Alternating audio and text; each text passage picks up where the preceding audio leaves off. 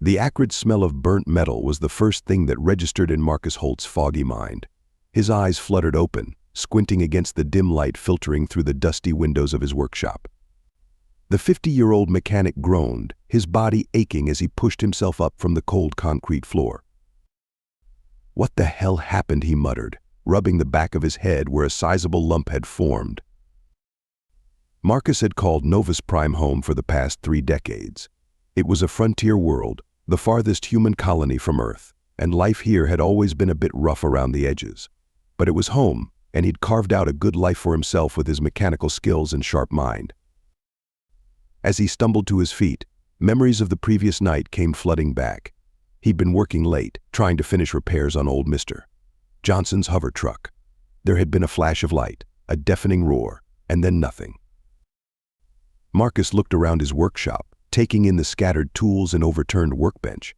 It looked like a bomb had gone off, or maybe earthquake, he wondered aloud, though something in his gut told him this was worse.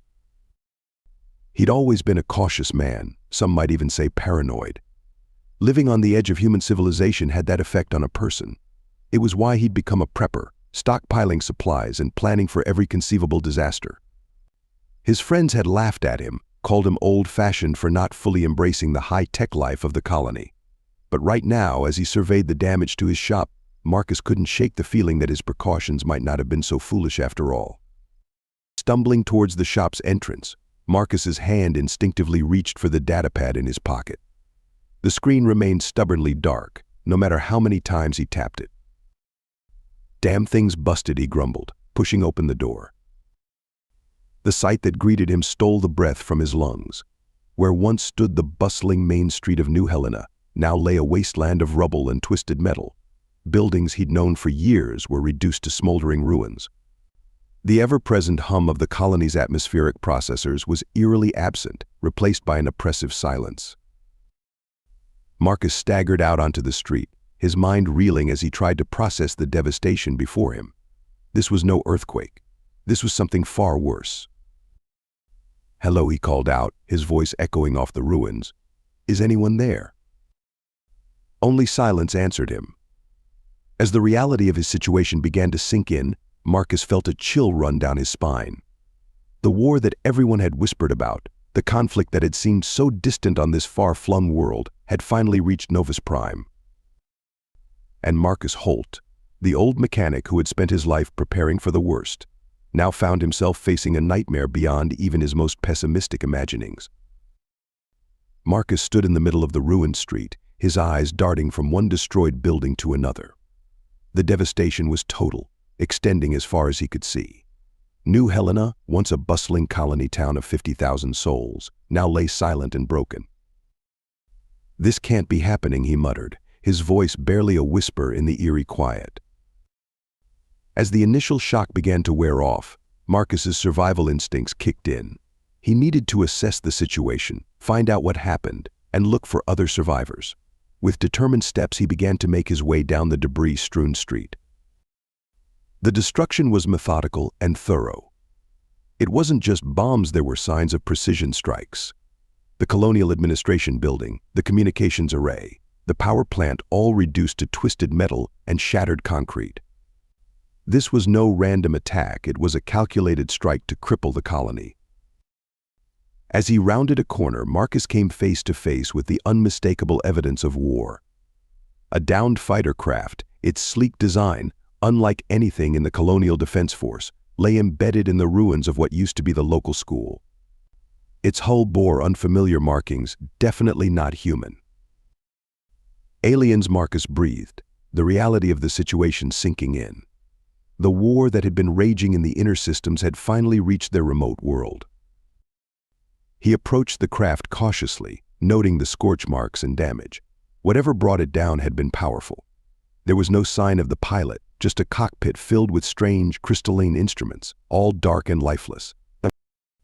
As Marcus examined the alien craft, a glint of metal caught his eye.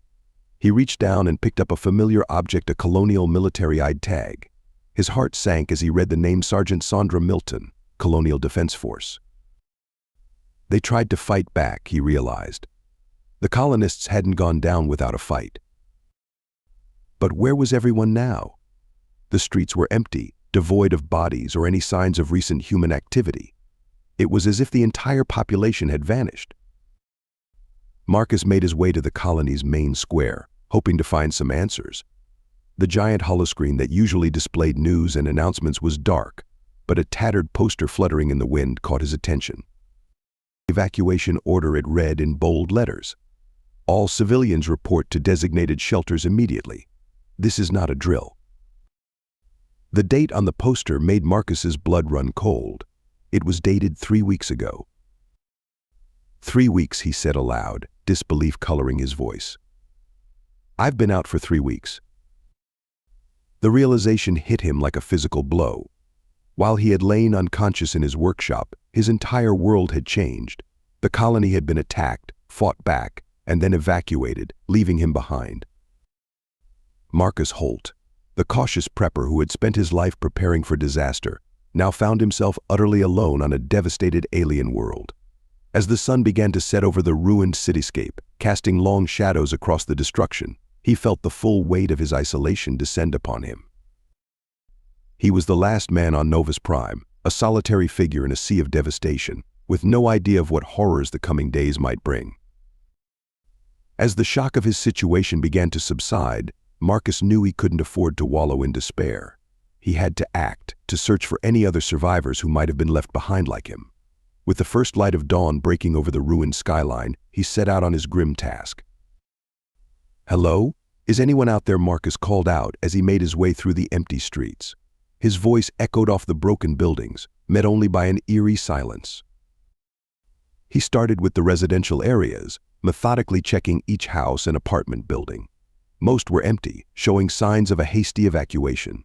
Personal belongings were strewn about, meals left half-eaten on tables, a haunting snapshot of lives interrupted. As he searched, Marcus couldn't shake the feeling of being watched.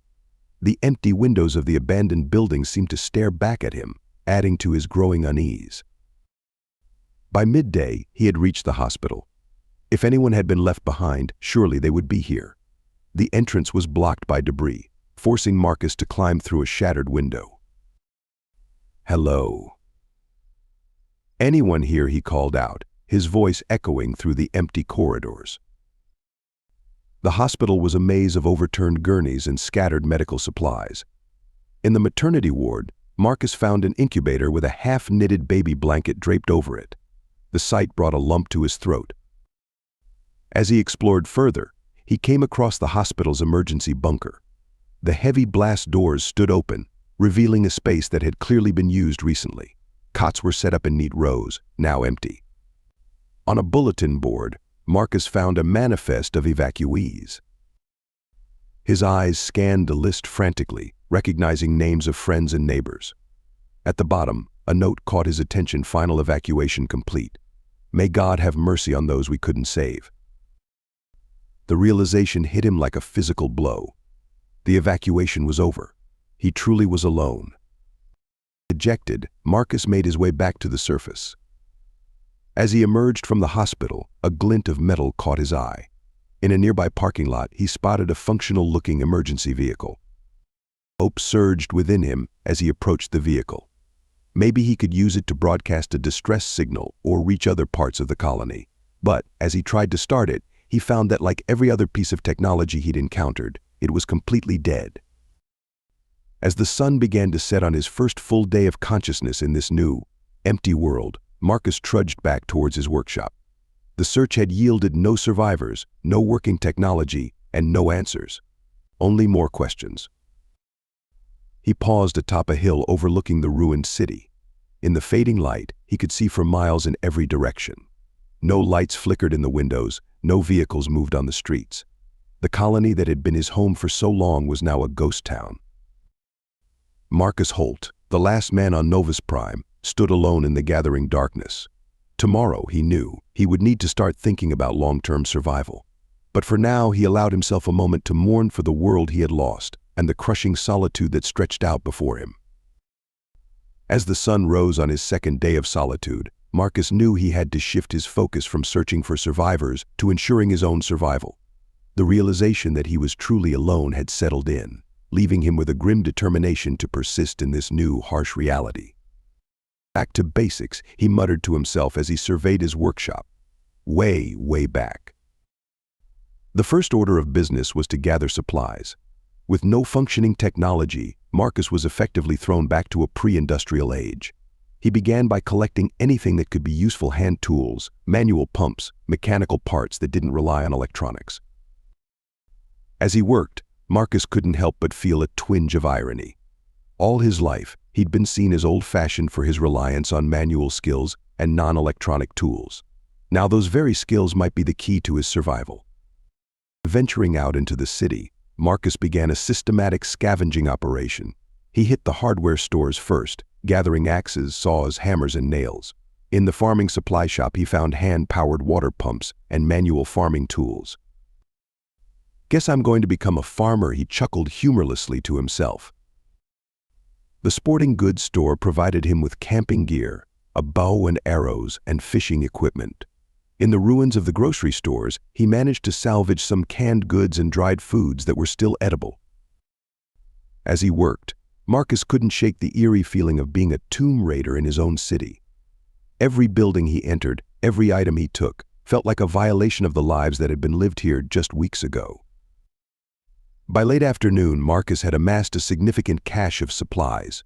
He'd repurposed an old cart from a construction site to haul his findings back to his workshop, which he'd decided would serve as his base of operations for the time being. As he organized his supplies, Marcus's mind raced with plans and calculations. How long could he survive on the canned goods? How would he purify water without the city's filtration systems? What would he do when the seasons changed?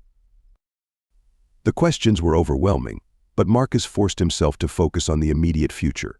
He needed to secure shelter, establish a reliable food and water source, and find a way to defend himself if necessary. As night fell, Marcus lit a small fire in a metal drum outside his workshop. The dancing flames cast flickering shadows on the walls, reminding him of the countless nights he'd spent camping in the wilderness beyond the colony's borders. Those had been adventures, choices made for fun and challenge. This was different. This was survival. Sitting by the fire, eating a meager meal of canned beans, Marcus allowed himself to feel the full weight of his situation. He was alone on a dead world, armed with little more than his wits and whatever he could scavenge from the ruins of civilization. As he stared into the flames, Marcus Holt, the last man on Novus Prime, made a solemn vow to himself. He would survive. He would find a way to thrive in this new Stone Age. And someday, somehow, he would find a way off this planet and discover what had happened to his world. With that resolution burning in his heart, Marcus settled in for another night in his solitary new world, the silence of the ruined city his only companion. As dawn broke on the third day, Marcus knew it was time to retrieve his most valuable resource, his prepper's cache. For years, he'd been stockpiling supplies in a hidden bunker beneath his home, preparing for a day he hoped would never come. Now, that day had arrived. Marcus made his way through the eerily quiet streets towards his old house. The familiar path felt alien now, littered with debris and evidence of the attack that had changed everything. As he rounded the corner onto his street, he paused, steeling himself for what he might find. His house, a modest two-story structure, stood relatively intact compared to some of its neighbors. The sight of it brought a lump to his throat, memories of happier times threatening to overwhelm him. But Marcus pushed those feelings aside. He had a job to do. Approaching the front door, he retrieved a key from under a fake rock. Old habits die hard. Inside, the house was a mess. It looked like it had been searched, probably during the evacuation efforts. Marcus made his way to the basement, his heart pounding with anticipation and fear. In the far corner of the basement, behind an old bookshelf, was a hidden door. Marcus pulled the shelf aside and entered a code into a manual lock. No electronics here. The door swung open, revealing a steep staircase descending into darkness. Marcus lit an old oil lamp and made his way down. At the bottom, he found his sanctuary untouched. Shelves lined the walls, stocked with supplies, canned food, water purifiers, medical kits, tools, seeds, and more. Everything he needed to survive for months, maybe even years. "Thank God," he whispered, relief washing over him. As he began to take inventory, Marcus's eye caught something that made his heart sink. His emergency radio, a high-powered device designed to work even in the worst conditions, was dark and lifeless. Whatever had knocked out the colony's electronics had affected even his shielded equipment. Pushing aside his disappointment, Marcus focused on what he did have. He spent hours organizing supplies, creating lists, and formulating plans. By the time he emerged from the bunker, laden with his most crucial supplies, the sun was setting. Back at his workshop, now serving as his base of operations, Marcus spread out his bounty. He had food, tools, and supplies. But more importantly, he had knowledge. Books on survival, agriculture, and basic medicine that he'd collected over the years now became his most prized possessions. As night fell, Marcus sat at his workbench, poring over his survival guides by lamplight. He sketched out plans for the coming days and weeks, setting up rainwater collection systems, starting a garden, fortifying his position. The task ahead was daunting, but for the first time since waking up in this new reality, Marcus felt a glimmer of hope. He had prepared for this, even if he never truly believed it would happen. Now, his foresight might just keep him alive. As he settled in for the night, Marcus allowed himself a small smile. Tomorrow, he would begin the hard work of carving out a life in this new world. But tonight, he could rest easier knowing that he wasn't starting from nothing. In the quiet of the night, surrounded by the tools of his survival, Marcus Holt, the last man on Novus Prime, drifted off to sleep, dreaming of the challenges and possibilities that lay ahead. A week had passed since Marcus's awakening, and he had settled into a routine of sorts. Each day was a struggle for survival, but his prepper instincts and supplies had served him well. However, on the 8th day, he noticed something that sent a chill down his spine. Marcus woke to an unusually dry, scratchy feeling in his throat. As he stepped outside his workshop, he realized the air felt different, thinner, drier. The ever-present humidity that had been a hallmark of Novus Prime's terraformed atmosphere was noticeably absent. "This isn't right," he muttered, looking up at the sky with growing concern. Marcus knew the planet's atmosphere was maintained by a network of massive terraforming machines. These devices not only regulated the air's composition, but also added the necessary moisture to make the planet habitable. If they had stopped working. With a sense of urgency, Marcus set out to investigate. He made his way to the nearest terraforming station, a huge structure on the outskirts of the city. As he approached, the silence was deafening. The usual hum of machinery was absent. Inside the station, Marcus found what he feared most. The massive machines were silent, their control panels dark. Whatever had knocked out the colony's electronics had affected these crucial systems as well. No, Marcus whispered, the gravity of the situation sinking in. He knew enough about the terraforming process to understand the implications. Without these machines running, the carefully balanced atmosphere would begin to deteriorate. The moisture would dissipate, the oxygen levels would drop, and eventually the planet would revert to its original, uninhabitable state. Marcus rushed back to his workshop, his mind racing. He needed to find a way to restart the terraforming machines, or at least slow down the atmospheric degradation. But how? He was a mechanic, not a terraforming engineer. As he pored over the few technical manuals he had, Marcus realized the enormity of the task. The terraforming systems were far too complex for one man to operate or repair, especially without power or specialized equipment. Looking out the window, he could already see signs of the changing atmosphere. The plants in a nearby park were starting to wilt, their leaves curling in the increasingly dry air. In the distance, a thin haze was forming on the horizon, the first signs of the planet's protective bubble breaking down. Marcus slumped in his chair, the weight of his situation crushing down on him. He had survived the attack, the isolation, the technological collapse. But this was beyond his abilities to fix. For the first time since waking up in this nightmare, Marcus felt truly hopeless. His days were numbered, and there was nothing he could do about it. Unless he could find a way off this dying world, he was doomed to watch as the planet slowly became uninhabitable around him. As night fell, Marcus stood outside, looking up at the stars. Somewhere out there was the rest of humanity, oblivious to his plight. He wondered if anyone would ever return to Novus Prime, or if he would be the last person to ever set foot on this world. With a heavy heart, Marcus retreated to his workshop. He needed a plan, and fast. Whether it was finding a way to fix the terraforming machines or escaping the planet altogether, he knew he was in a race against time. The dying world of Novus Prime wouldn't wait for him to catch up. Marcus spent a sleepless night weighing his options. By dawn, he had come to a difficult decision. He needed to journey to the colony's capital city, New Athens, some 200 miles away. If there was any hope of restarting the terraforming systems or finding a way off planet, it would be there. As the sun rose on a sky that seemed a shade paler than the day before, Marcus began his preparations. He converted an old off-road vehicle to run on manual power, essentially creating a large, fortified bicycle. It wasn't fast, but it was better than walking. He packed his vehicle with supplies: water, canned food, tools, weapons, and his most crucial survival gear. As a last-minute thought, he added a few book survival guides, technical manuals, and a worn copy of Robinson Crusoe that had been a gift from his father. Before leaving, Marcus took one last look at the place he'd called home for so long. "Goodbye, New Helena," he said softly, his voice carrying in the eerie silence. The journey began on what used to be the main highway connecting the colonial cities. Now, it was a broken path through a deteriorating landscape. Bridges were down, forcing Marcus to find alternate routes. The road itself was cracked and buckled in places, evidence of the violent attack that had reshaped this world. As he pedaled, Marcus couldn't help but notice the signs of the planet's rapid decline.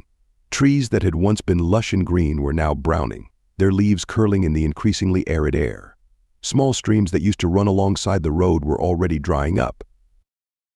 The first day of travel was grueling. The manual vehicle was harder to operate than Marcus had anticipated, and the debris-strewn road made progress slow. By nightfall, he had covered only 30 miles. He made camp in the shell of an abandoned way station, his campfire the only light for miles around. As he ate his meager dinner of canned beans, Marcus tried to stay positive. One day down, he said to himself, just a few more to go.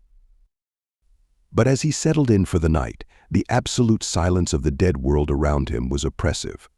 There were no insects chirping, no night birds calling, not even the rustle of wind through leaves.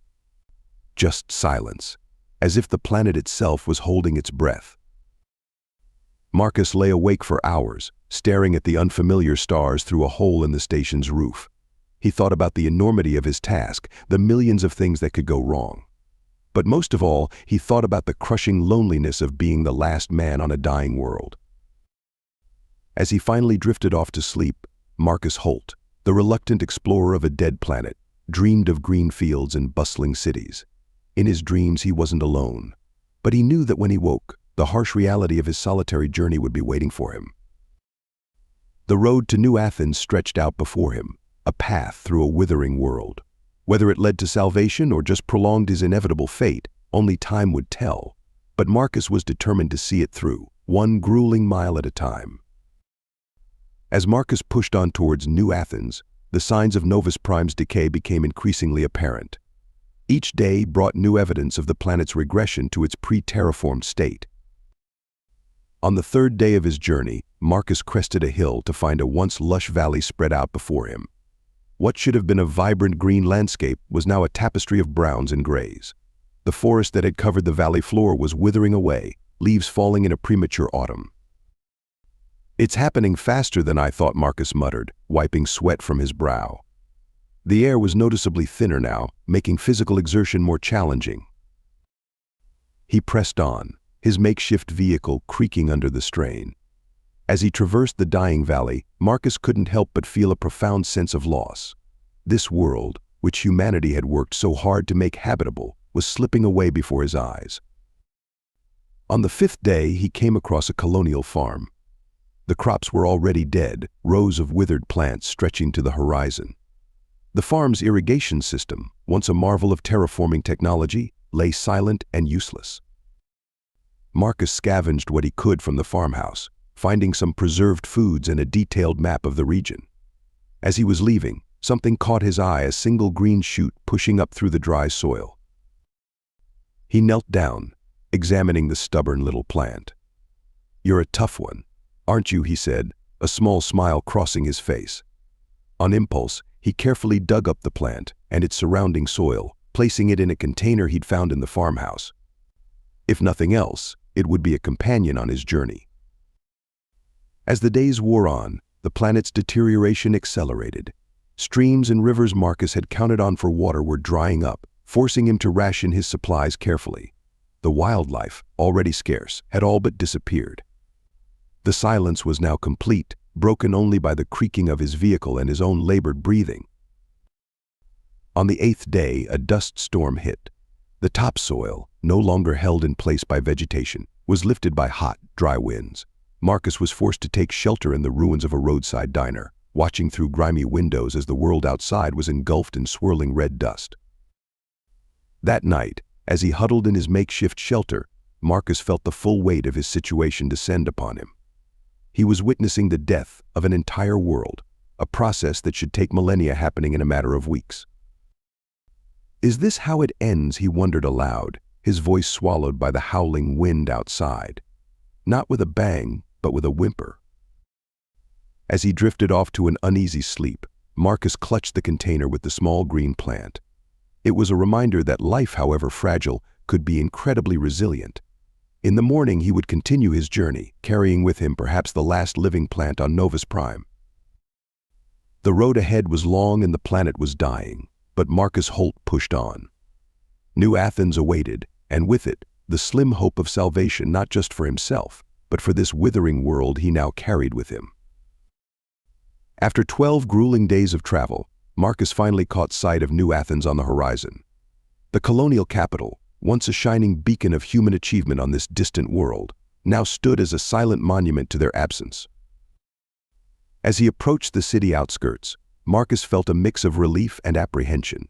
The skyline, dominated by the massive planetary administration building, was intact but lifeless. No lights flickered in the windows, no vehicles moved on the streets. "Well, here goes nothing," Marcus muttered to himself as he pedaled his makeshift vehicle into the city proper.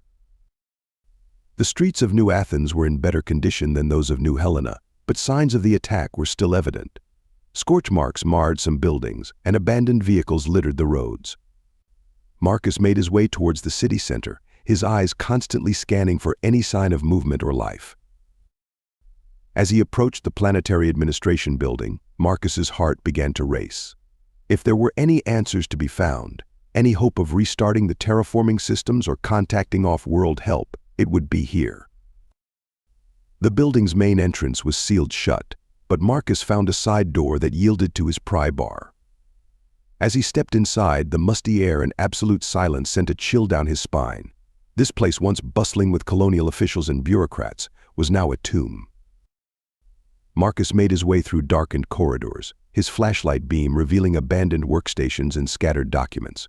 He found his way to the central control room, a vast chamber filled with now silent terminals and dark screens. "Come on," he muttered, frantically searching for any sign of power or life in the complex systems. But like everything else on this world, the heart of the colony's administration was dead and silent. As the reality of his situation sank in, Marcus slumped into a chair, the weight of his journey and his dwindling hopes crushing down on him. He had come all this way, endured so much, only to find more silence, more abandonment. But as he sat there, surrounded by the ghosts of a once thriving colony, Marcus's eyes fell on something that rekindled a spark of hope. In a corner of the room, partially hidden behind a console, was a manual emergency beacon, the kind designed to work even in the most extreme conditions. With renewed energy, Marcus rushed to the beacon. It was old technology, designed as a last resort option, but it might be his only chance. He began the laborious process of setting it up, his hands shaking with a mixture of exhaustion and excitement. As night fell over the dead city, Marcus worked tirelessly to activate the beacon. He had no way of knowing if the signal would reach anyone, if there was anyone out there still listening. But it was something, a small act of defiance against the silence and isolation that had become his world. Finally, with a series of clicks and a low hum, the beacon came to life. A small red light blinked steadily, the only sign of active technology Marcus had seen since waking up in this nightmare. Exhausted but filled with a cautious hope, Marcus made camp in the control room. As he drifted off to sleep, the steady blink of the beacon was a comforting presence in the darkness. Whether it would bring salvation or just confirm his isolation, only time would tell. But for now, Marcus Holt, the last man on Novus Prime, allowed himself to hope. In this dead city, at the heart of a dying world, he had taken his first real step towards potential rescue. The beacon's signal streamed out into the void, carrying with it the desperate plea of a lone survivor on a withering planet. The next morning, Marcus woke with a renewed sense of purpose. The emergency beacon continued its steady blink, a small beacon of hope in the vast silence of the dead city. But hope alone wouldn't be enough. He needed answers, and he knew where to find them. Making his way to the Colonial Archives, Marcus found the doors sealed. It took him hours of work with his tools to finally breach the entrance. Inside, rows upon rows of data storage units greeted him, holding the colony's entire history. "All right," he muttered, "let's see what happened here." Marcus had basic knowledge of the archive systems from his time as a mechanic. He located a manual interface and began the painstaking process of retrieving information without power. It was slow, tedious work, but gradually, the story of Novus Prime's fall began to emerge. The attack had come swiftly and without warning. An unknown alien force had descended upon the colony, systematically targeting key infrastructure. The Colonial Defense Force had been overwhelmed within hours. As he dug deeper, Marcus discovered a chilling truth. The attackers hadn't just bombed the colony, they had deployed a sophisticated weapon that specifically targeted electronic systems. This explained why even shielded and backup systems had failed. "That's why nothing works," Marcus realized, his heart sinking. It wasn't just an EMP. They rewrote the very laws of electronics on this planet. The implications were staggering. Not only could he not fix the terraforming machines, but he also couldn't hope to repair any complex technology. Novus Prime was effectively thrust back into a pre-industrial age. But the worst revelation was yet to come. As Marcus accessed the final transmissions from the colonial government, he learned the full extent of the evacuation. In the chaos of the attack, and with limited spacecraft, they had only managed to evacuate a fraction of the population. Thousands had been left behind, presumably to die in the aftermath. "They knew," Marcus whispered, his voice breaking. "They knew, and they left anyway." The final transmission was a grim acknowledgement of the colony's fate. With the terraforming systems destroyed and no hope of immediate rescue, the colonial leadership had made the heart-wrenching decision to abandon Novus Prime entirely. Marcus sat back, overwhelmed by the weight of what he'd learned. He wasn't just the last man on a dying planet, he was one of thousands who had been sacrificed in a desperate bid to save what could be saved. As night fell once again, Marcus found himself staring out a window at the silent city. The emergency beacon continued its steady blink, but now it felt less like hope and more like a futile gesture against the vastness of space and the finality of abandonment. Marcus Holt, the last known survivor on a world consigned to death, faced the grimmest night of his life. The revelations of the day had shattered his hopes for rescue or restoration. As he contemplated his future on this doomed planet, he wondered if perhaps those who had died in the initial attack had been the lucky ones. With a heavy heart, he retreated to his makeshift camp in the control room, the steady blink of the beacon his only companion in a world of silence and fading hope. The weight of the revelations bore down on Marcus like a physical force. For days, he barely moved from his spot in the control room, the steady blink of the emergency beacon a cruel reminder of his dwindling hopes. The grim reality of his situation had finally fully set in. He was truly alone, abandoned on a dying world with no hope of rescue or restoration. As the days blurred together, Marcus fell into a deep depression. He stopped his daily routines, barely eating or drinking. The small plant he had carried with him from the farm wilted, neglected in its container. In his darkest moments, Marcus contemplated ending it all. Why prolong the inevitable? But some stubborn spark of life, kept him going, even if just barely. On the 5th day of his isolation in the control room, Marcus finally stirred. He looked at his reflection in a darkened computer screen. A haggard, bearded face stared back at him, eyes hollow with despair. Is this how it ends, he asked his reflection. Is this all that's left of Marcus Holt? Slowly, painfully, Marcus began to move. He stood up, his joints creaking in protest. He made his way to the wilting plant and, almost mechanically, began to care for it. As he tended to the small green shoot, something shifted inside him. "We're still here," he said to the plant. "We're not done yet." Over the next few days, Marcus went through a process of acceptance. He mourned for the world he had lost, for the people who had died or been left behind. He mourned for the future he would never have. But as he worked through his grief, a new resolve began to form. He might be the last man on Novus Prime, but he was still alive. And as long as he drew breath, he had a responsibility to himself, to the memory of the colony, and to the small spark of life he carried with him. Marcus began to plan. He couldn't save the planet, couldn't restart the terraforming machines or call for a rescue that would never come. But he could document what had happened here. He could leave a record for whatever beings might one day find this abandoned world. He gathered writing materials and began to chronicle the fall of Novus Prime and his own journey since waking up in this new reality. He wrote of the attack, the evacuation, and the slow death of a once vibrant world. As he wrote, Marcus felt a sense of purpose returning. He was no longer just surviving, he was bearing witness. He was ensuring that the story of Novus Prime and all those who had lived and died here would not be forgotten. On the 10th day since his arrival in New Athens, Marcus packed up his belongings. He had made his peace with his fate, and now it was time to move on. He didn't know how much time he had left, but he was determined to make it count. With one last look at the silent control room and the still blinking emergency beacon, Marcus Holt stepped out into the dying world. He had mourned, he had accepted, and now he would live for however long he had left. He would live. The road ahead was uncertain, but for the first time since discovering the truth about Novus Prime's abandonment, Marcus felt a glimmer of hope. Not for rescue or salvation, but for the possibility of finding meaning in the time he had left. Marcus had been traveling for 3 days, making his way back towards New Helena. He had decided to return to his old workshop, to live out whatever time he had left in familiar surroundings. The journey was harder than before. The air was thinner, the heat more intense, and the landscape more barren. On the morning of the 4th day, Marcus woke to something unexpected: moisture on his face. He opened his eyes, blinking in confusion. A light drizzle was falling from the sky. "What the?" he muttered, stepping out from his makeshift shelter.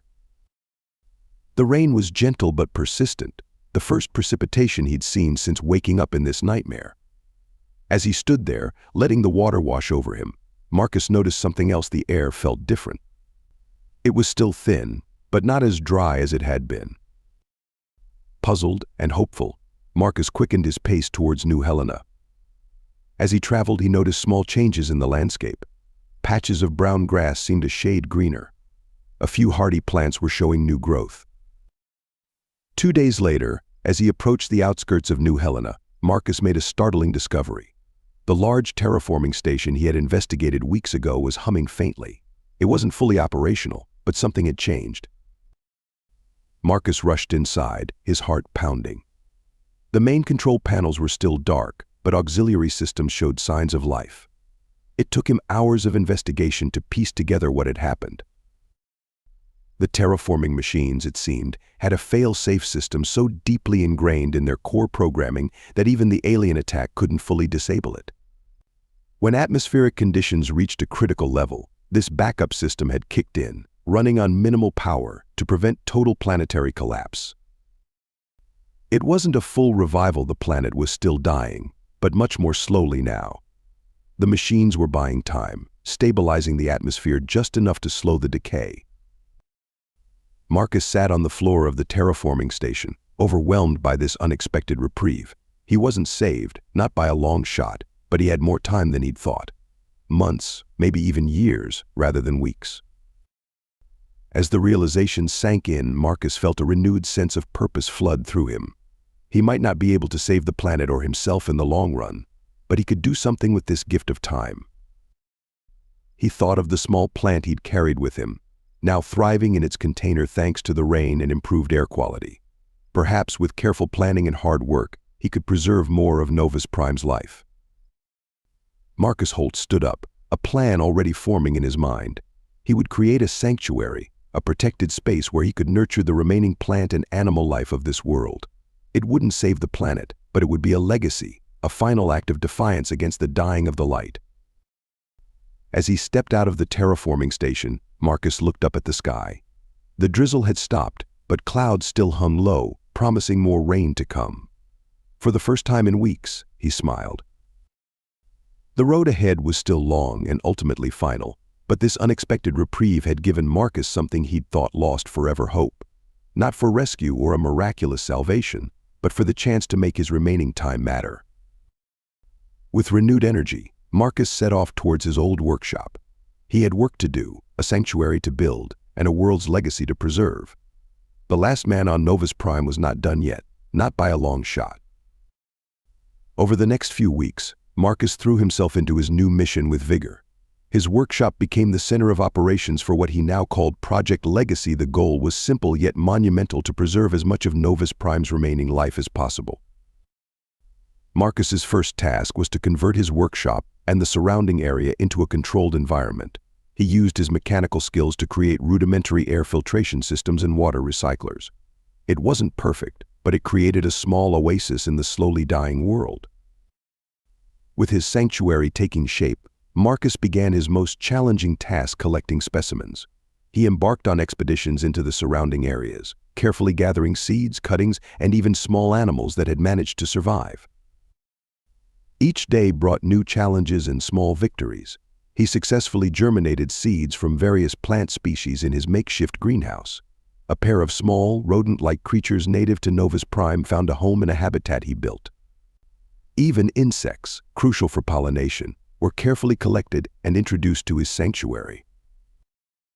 As weeks turned into months, Marcus's project grew. He expanded his operations, creating additional controlled environments in nearby buildings. His days were filled with constant work maintaining systems, caring for his growing collection of life, and meticulously documenting everything. One morning, about 6 months into his project, Marcus made a discovery that brought tears to his eyes. In a small pond he had created, he found eggs from an amphibian species he thought extinct. It was a small victory, but to Marcus, it represented everything he was fighting for. Life finds a way, he said to himself, smiling as he carefully protected the eggs. As he worked, Marcus couldn't help but reflect on the irony of his situation. He had spent his life preparing for disaster, always expecting the worst. Now, in the face of the ultimate catastrophe, he found himself working tirelessly to nurture life. A year passed, then 2. The planet outside his sanctuary continued its slow decline, but within his protected zones, life thrived. Marcus had created a living archive of Novus Prime's ecosystem, a testament to the world that once was. On the 2nd anniversary of his awakening in this changed world, Marcus stood on the roof of his workshop, surveying his creation. Green growth spread out before him, a stark contrast to the barren landscape beyond. The sound of animal life, once extinct in this area, now filled the air. As he stood there, Marcus felt a deep sense of peace.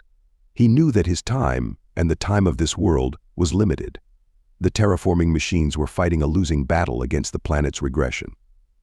One day, perhaps not too far in the future, Novus Prime would become uninhabitable. But Marcus had done something profound. He had created a legacy, a final record of this world's unique life, and he had found purpose in the face of unimaginable loneliness and despair.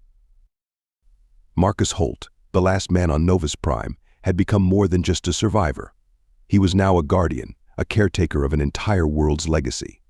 As he watched the sun set on another day in his sanctuary, he felt, for the first time in years, truly at peace. The future was uncertain, but for now, in this small corner of a dying world, life continued. And as long as he drew breath, Marcus would ensure that the spirit of Novus Prime lived on. Marcus hadn't meant to name the plants. It had started innocently enough with the original seedling he'd rescued during his journey to New Athens. He'd called it Lucky because it had survived against all odds. But now, 2 years later, Lucky had descendants, and they all had names too. "Good morning, Elizabeth," he murmured to a particularly robust specimen of Novus Prime's equivalent of a rose. "Your leaves are looking a bit yellow today. Let's adjust your nutrient mix." He paused, waiting as if the plant might respond. Lately he'd been doing that more often, pausing after speaking, expecting something. The silence that followed seemed heavier each time. The sanctuary had grown beyond his original plans. What started as a few converted buildings now sprawled across several city blocks, all connected by carefully sealed corridors. Each section was a meticulously controlled environment, maintained by the manual systems he'd engineered. His daily routine had become a complex ritual of checks, adjustments, and maintenance tasks. 7 counterclockwise turns for the water valve in Section C, he muttered to himself, performing the action with practiced precision. Always 7. 7 is lucky. Lucky like lucky. He chuckled at his own joke, the sound echoing oddly in the empty corridor. That evening, as he made his final rounds, Marcus heard something, a soft, scratching sound coming from one of the storage rooms. His heart rate quickened as he approached the door. "Hello?" he called out, voice cracking from underuse. The sound stopped. When he opened the door, he found nothing but shelves of supplies and the gentle hum of his filtration system. Of course there was nothing there. There was never anything there. Yet, lately, he'd been hearing more and more sounds that couldn't possibly exist. In his workshop, which had become both his living quarters and the sanctuary's command center, Marcus pulled out his journal. His entries had become more frequent and increasingly detailed, as if he were trying to capture every moment, every thought, every imagined sound. Looking at his previous entries, he noticed his handwriting had changed. The neat, mechanical script of his early days had evolved into something more elaborate, with flourishes and unexpected patterns. Some entries rambled for pages about the personalities of different plants, how Elizabeth was proud but kind, how the younger saplings in Section D were troublemakers. "Need to check the air filters," he wrote. "The young ones in Section D think it's funny to clog them with pollen. No dessert for them this week." He stared at what he'd written, a frown creasing his weathered face. When had he started writing about the plants as if they were children? That night, lying in his cot, Marcus realized he couldn't remember the last time he'd looked in a mirror. He kept meaning to, but somehow it never seemed important. His hand moved to his face, feeling the thick, unkempt beard that had grown there. How long had it been? Months, at least. A sound from somewhere in the sanctuary caught his attention, something between a click and a whisper. Marcus sat up, straining to hear. "Just the ventilation system," he said aloud, but he didn't believe it. The sounds were getting more frequent, more distinct. Sometimes they almost seemed like voices. "Time for bed," he announced to the empty room.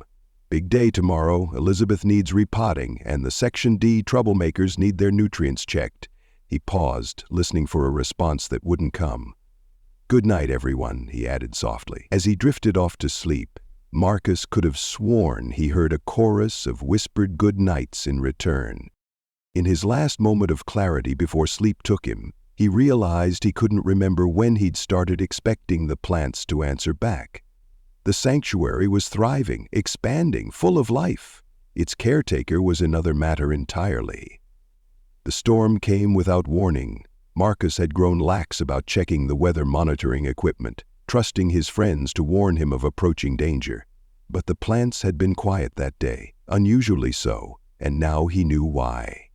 Wind howled through a breach in Section F's roof, tearing at 3 months of careful cultivation. Marcus fought against the gale, trying to seal the breach with emergency panels he could barely lift on his own. That's when he first noticed the help. "Thank you," he gasped, as one particularly heavy panel seemed to lift itself into place more easily than it should have. He caught a glimpse of movement out of the corner of his eye, someone ducking behind a hydroponic array. "Wait," he called out, but the storm demanded his attention. Hours later, with the breach sealed and the damage contained, Marcus sat in his workshop making notes in his journal with trembling hands. Storm damage to Section F mostly repaired. Lost the evening primrose colony, but Elizabeth and her family are safe. Someone helped during repairs. Didn't see them clearly. Need to leave out food as thanks.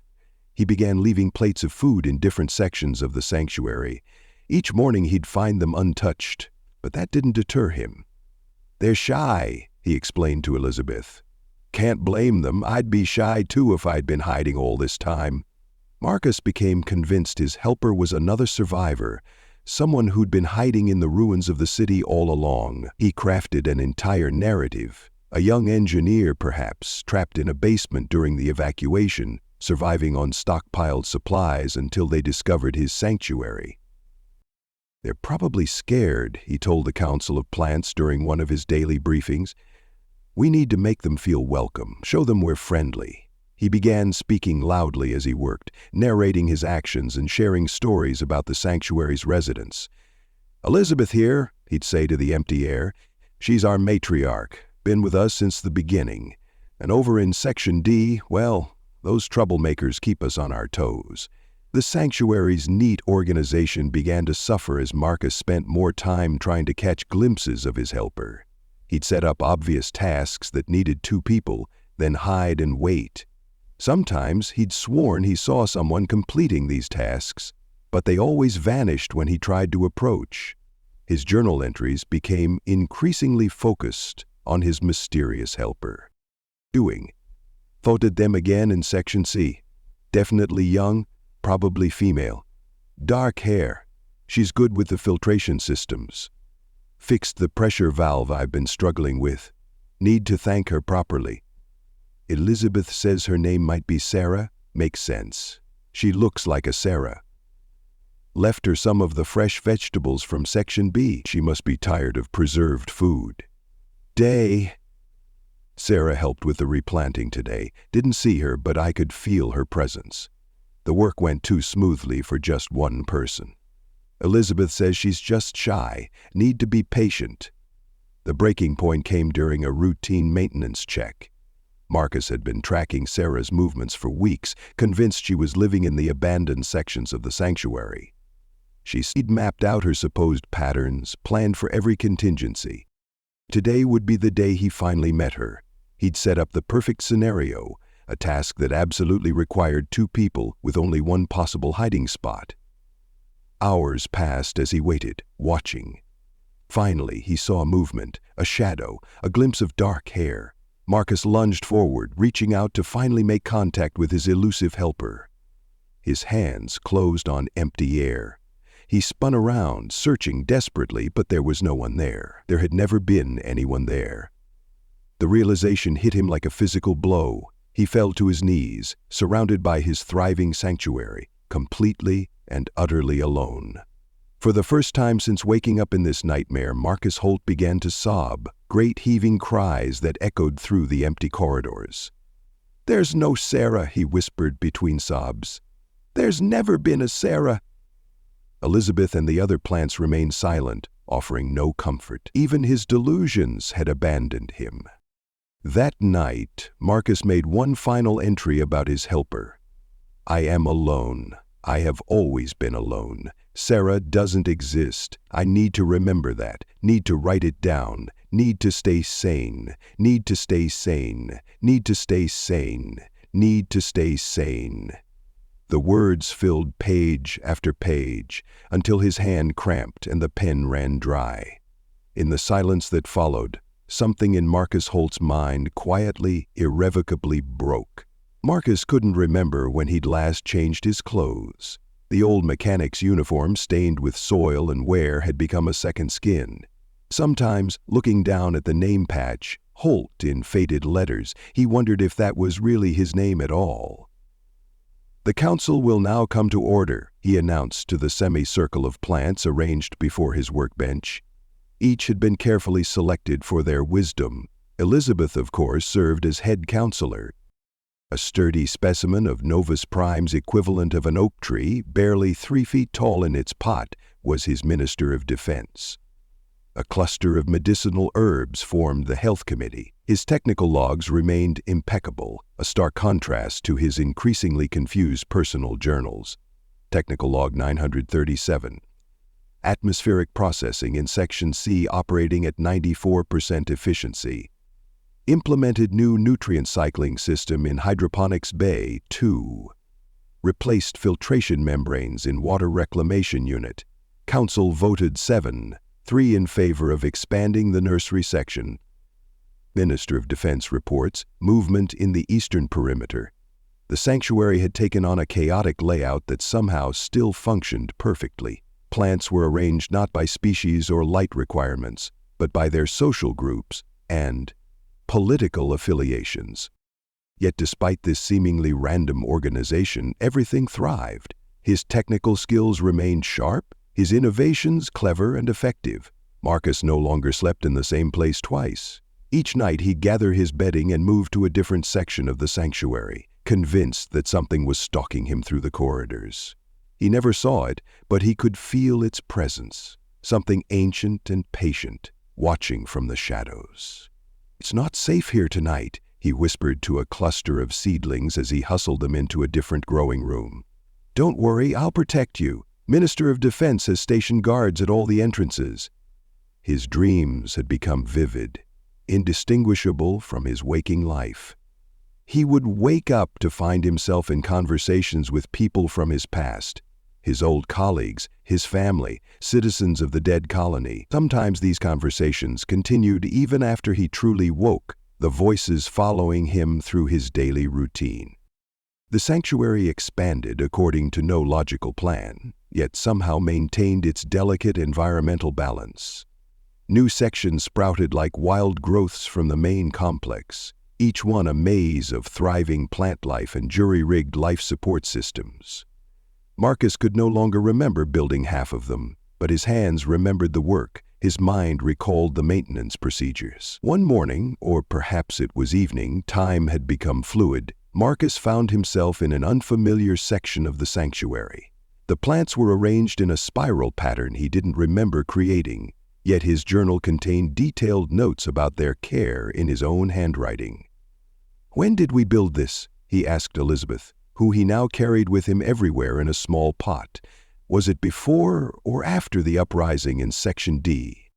He found himself referring to events that had never happened, yet were completely real in his mind. The Great Hydroponic Rebellion, the Week of Long Shadows, the day the lights danced.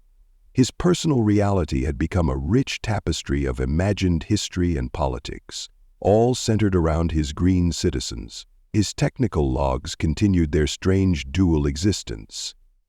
Technical log 962, or perhaps 1047, installed new solar collection array, design inspired by the light dancers. Atmospheric processors upgraded following recommendations from the Council of Winds. Completed quarterly maintenance on all primary systems.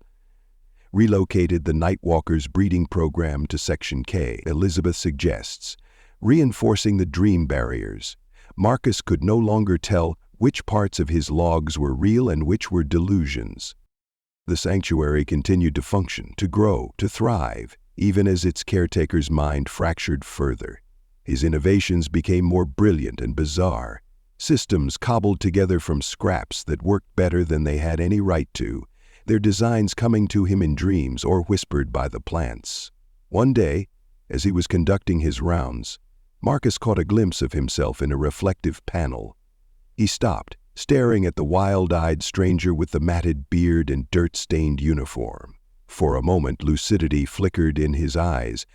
"Who?" he began, but the question died in his throat. The panel seemed to ripple, and suddenly he was looking not at his reflection, but through a window into another world, where a younger version of himself worked in a busy mechanics shop, surrounded by the noise and life of the colony. Marcus reached out to touch the panel, but the image shattered, leaving him alone with his reflection once more. He turned to Elizabeth, cradled in the crook of his arm. "It's getting worse, isn't it?" he whispered.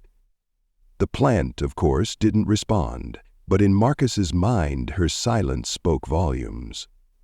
That night, as he made his bed in yet another temporary haven, Marcus thought he heard music drifting through the corridors, a sweet, impossible melody that called to mind green things growing in the dark. He hummed along, adding his voice to the sanctuary's nightly chorus, no longer certain whether the music was real or just another dream. In the morning, he would write about the concert in his journal, and it would become as real as anything else in his world. The primary atmospheric processor in Section A failed during one of Marcus's state dinners with the council. The blaring of emergency alerts cut through his elaborate fantasy of fine china and political discourse, dragging him brutally back to reality. For the first time in months, his mind snapped into crystal clarity.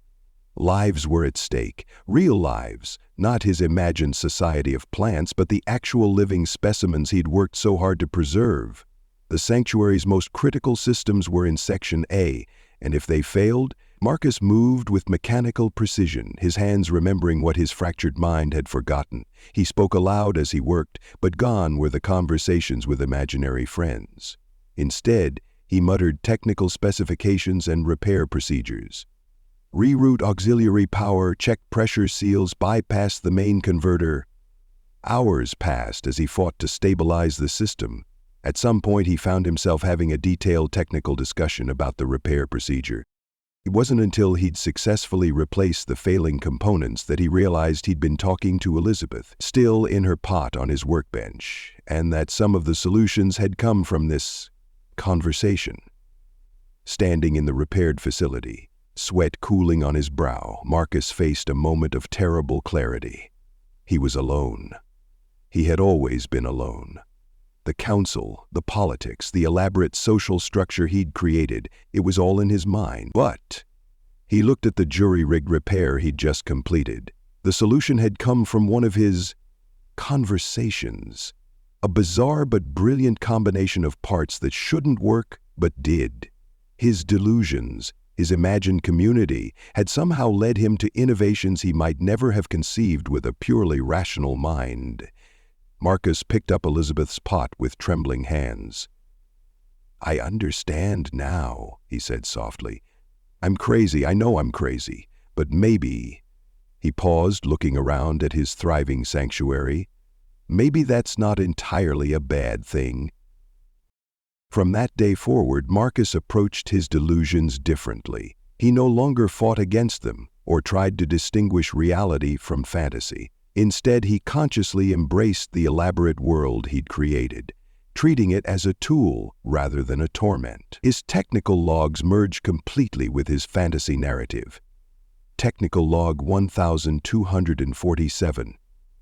Grand Council has approved the installation of new hydroponic arrays in the Eastern Quarter.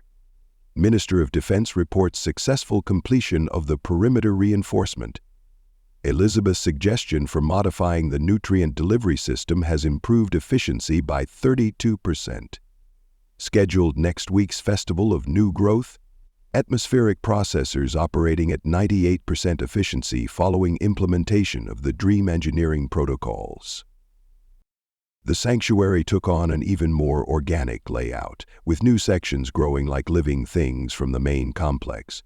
Marcus began holding regular ceremonies to mark the changing of filters or the cycling of crops. He established diplomatic relations between different sections of the sanctuary, complete with trade agreements and cultural exchanges. His innovations became increasingly strange, yet effective. He developed a water recycling system based on what he called the poetry of fluid dynamics. The atmospheric processors were modified according to ancient wisdom passed down from his imaginary council of winds. Each new development seemed to come from a dream or vision, yet they all worked with startling efficiency. Marcus established regular office hours where he would sit with Elizabeth and other members of his council, discussing problems and solutions. He knew in some quiet corner of his mind that he was really just talking to himself, working through technical challenges in the guise of political discourse. But the process worked, and that was what mattered. "You see," he explained to Elizabeth during one such session, "we're all mad here, but it's a useful sort of madness, a productive madness." He began documenting the sanctuary's culture as meticulously as its technical specifications. He wrote down the histories of his imagined societies, their customs and traditions, their laws and ceremonies. These became intertwined with actual maintenance procedures and technical innovations, creating a bizarre but functional operating manual for the sanctuary. Late one night, as he performed the ceremony of the changing filters, which coincidentally ensured all air filtration systems were properly maintained, Marcus caught his reflection in a panel. The wild man stranger he'd seen before was still there, but now the eyes held something different, not confusion or fear, but a kind of peaceful acceptance. "We're doing good work here," he told his reflection. "All of us." The reflection smiled back, and Marcus no longer cared whether the smile was real or imagined. In his sanctuary, in his refuge from the crushing solitude of a dead world, the distinction no longer mattered. Reality and delusion had merged into something new, something that allowed both Marcus and his charge to survive and even thrive. The sanctuary hummed with life, real life, preserved and protected by the elaborate fantasies of its caretaker. As he made his rounds that night, Marcus hummed an old tune, his voice joining the imagined chorus of his botanical citizens. In the quiet corners of his mind, he knew he was mad, but it was perhaps the most sane response to an insane situation. Time had become a river, and Marcus no longer tried to swim against its current. Days, weeks, months flowed together in a stream of endless growth and change within the sanctuary. His journal entries no longer bore dates, but rather events. During the third blooming, after the great conjunction, when the night dancers came. His beard had grown long and white, streaked with gray like the roots that crept through his domain. The name patch on his uniform had faded to illegibility, but it didn't matter. He answered to many names now: caretaker, guardian, speaker of the Green Council, keeper of dreams. The sanctuary had evolved into something beyond his original vision. It was no longer just a preserve for the life of Novus Prime. It had become a living entity itself, a world within a world. Every corner held stories, every plant had a history, every room echoed with songs only Marcus could hear. His technical logs had transformed into something between maintenance records and fairy tales. In the time of whispering leaves, the eastern chambers sing with new growth. Elizabeth's great-great-grandchildren have established a thriving colony in what was once Section F, now known as the Veil of Morning Light. The dream engineers have modified the atmospheric processors to capture the essence of starlight, improving photosynthesis efficiency by 47%. The Council of Ancient Roots reports stable conditions in the deep chambers. Water flows through the veins of the world, previously designated as primary hydraulic system, with the rhythm of an aging heart. All is well. All continues. Marcus spent his days in an endless round of ceremonies and rituals that, stripped of their elaborate trappings, kept the sanctuary's crucial systems functioning perfectly. He performed the dance of renewal, changing filtration units, sang the songs of the deep earth, maintaining the hydroponic systems, and conducted the grand Parliament of Leaves, monitoring overall sanctuary health. His innovations continued, born from dreams and visions that somehow translated into practical solutions. The sanctuary expanded, not through careful planning, but through what Marcus called the natural growth of living things. Yet each new addition functioned seamlessly with the whole, as if the sanctuary truly was a living organism, following its own evolutionary path. He wrote letters now, dozens of them, addressed to people who would never read them. To the dancers in darkness, your performance in the lower chambers last night was exceptional. The way you moved through the recycling systems, adjusting the flow rates with your ethereal choreography, magnificent. The plants are still humming with joy. To the Council of Winds, your suggestions for the new ventilation patterns have created wonderful results. The air moves like music now. I can hear the harmonies in every corridor. To Sarah, who never was to remain hidden. Some things are too beautiful to be seen. Thank you for teaching me that. His world had become a beautiful madness, a tapestry of imagination woven through with threads of practical necessity. The sanctuary thrived, perhaps not despite, but because of its caretakers' delusions.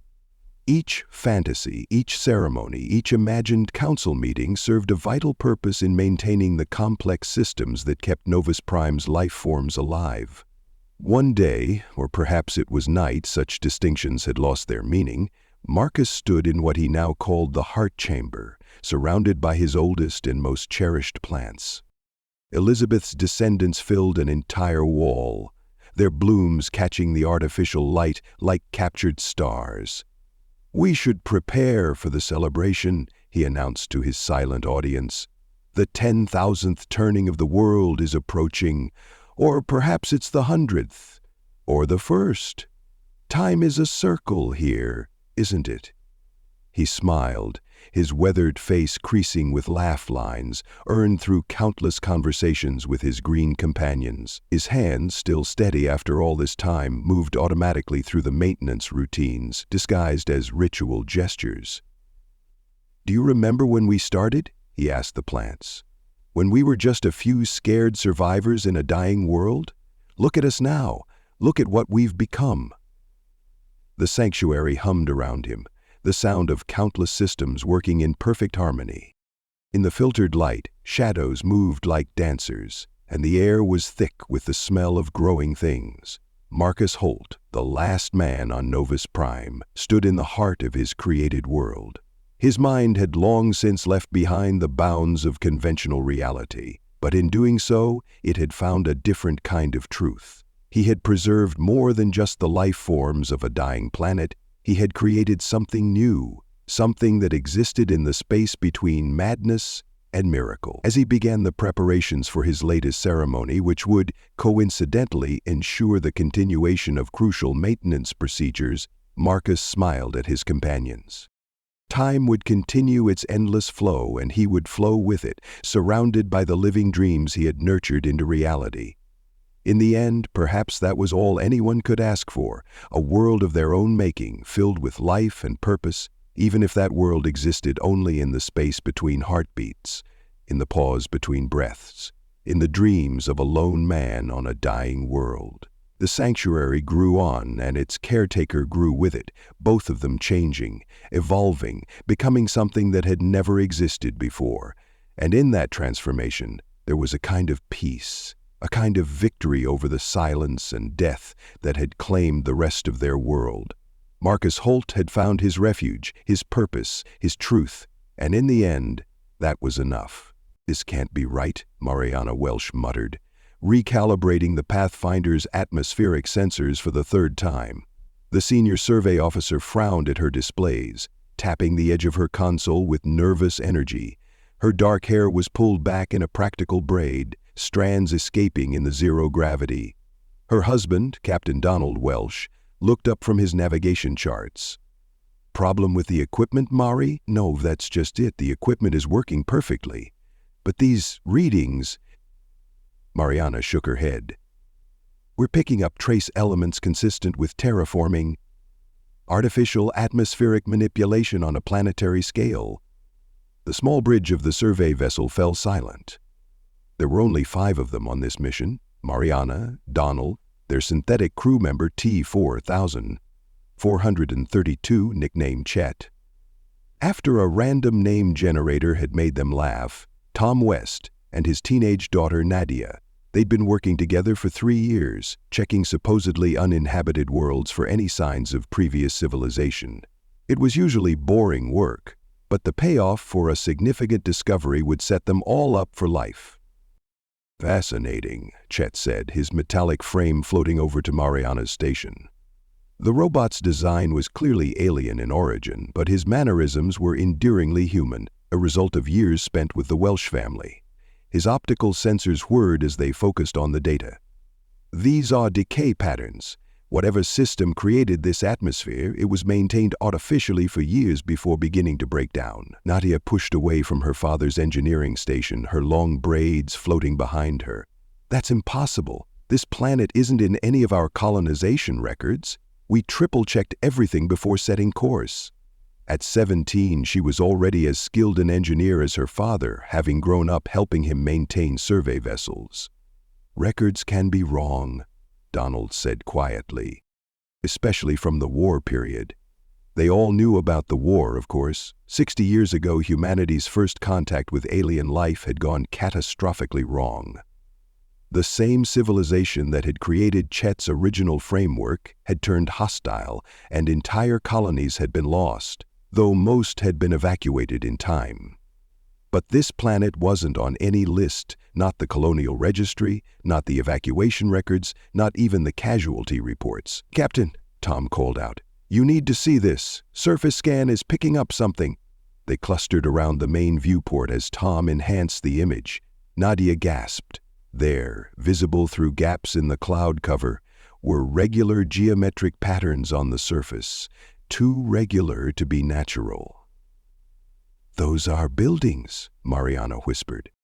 "My God, that's a city." "Multiple cities," Nadia corrected, her fingers flying over her father's console.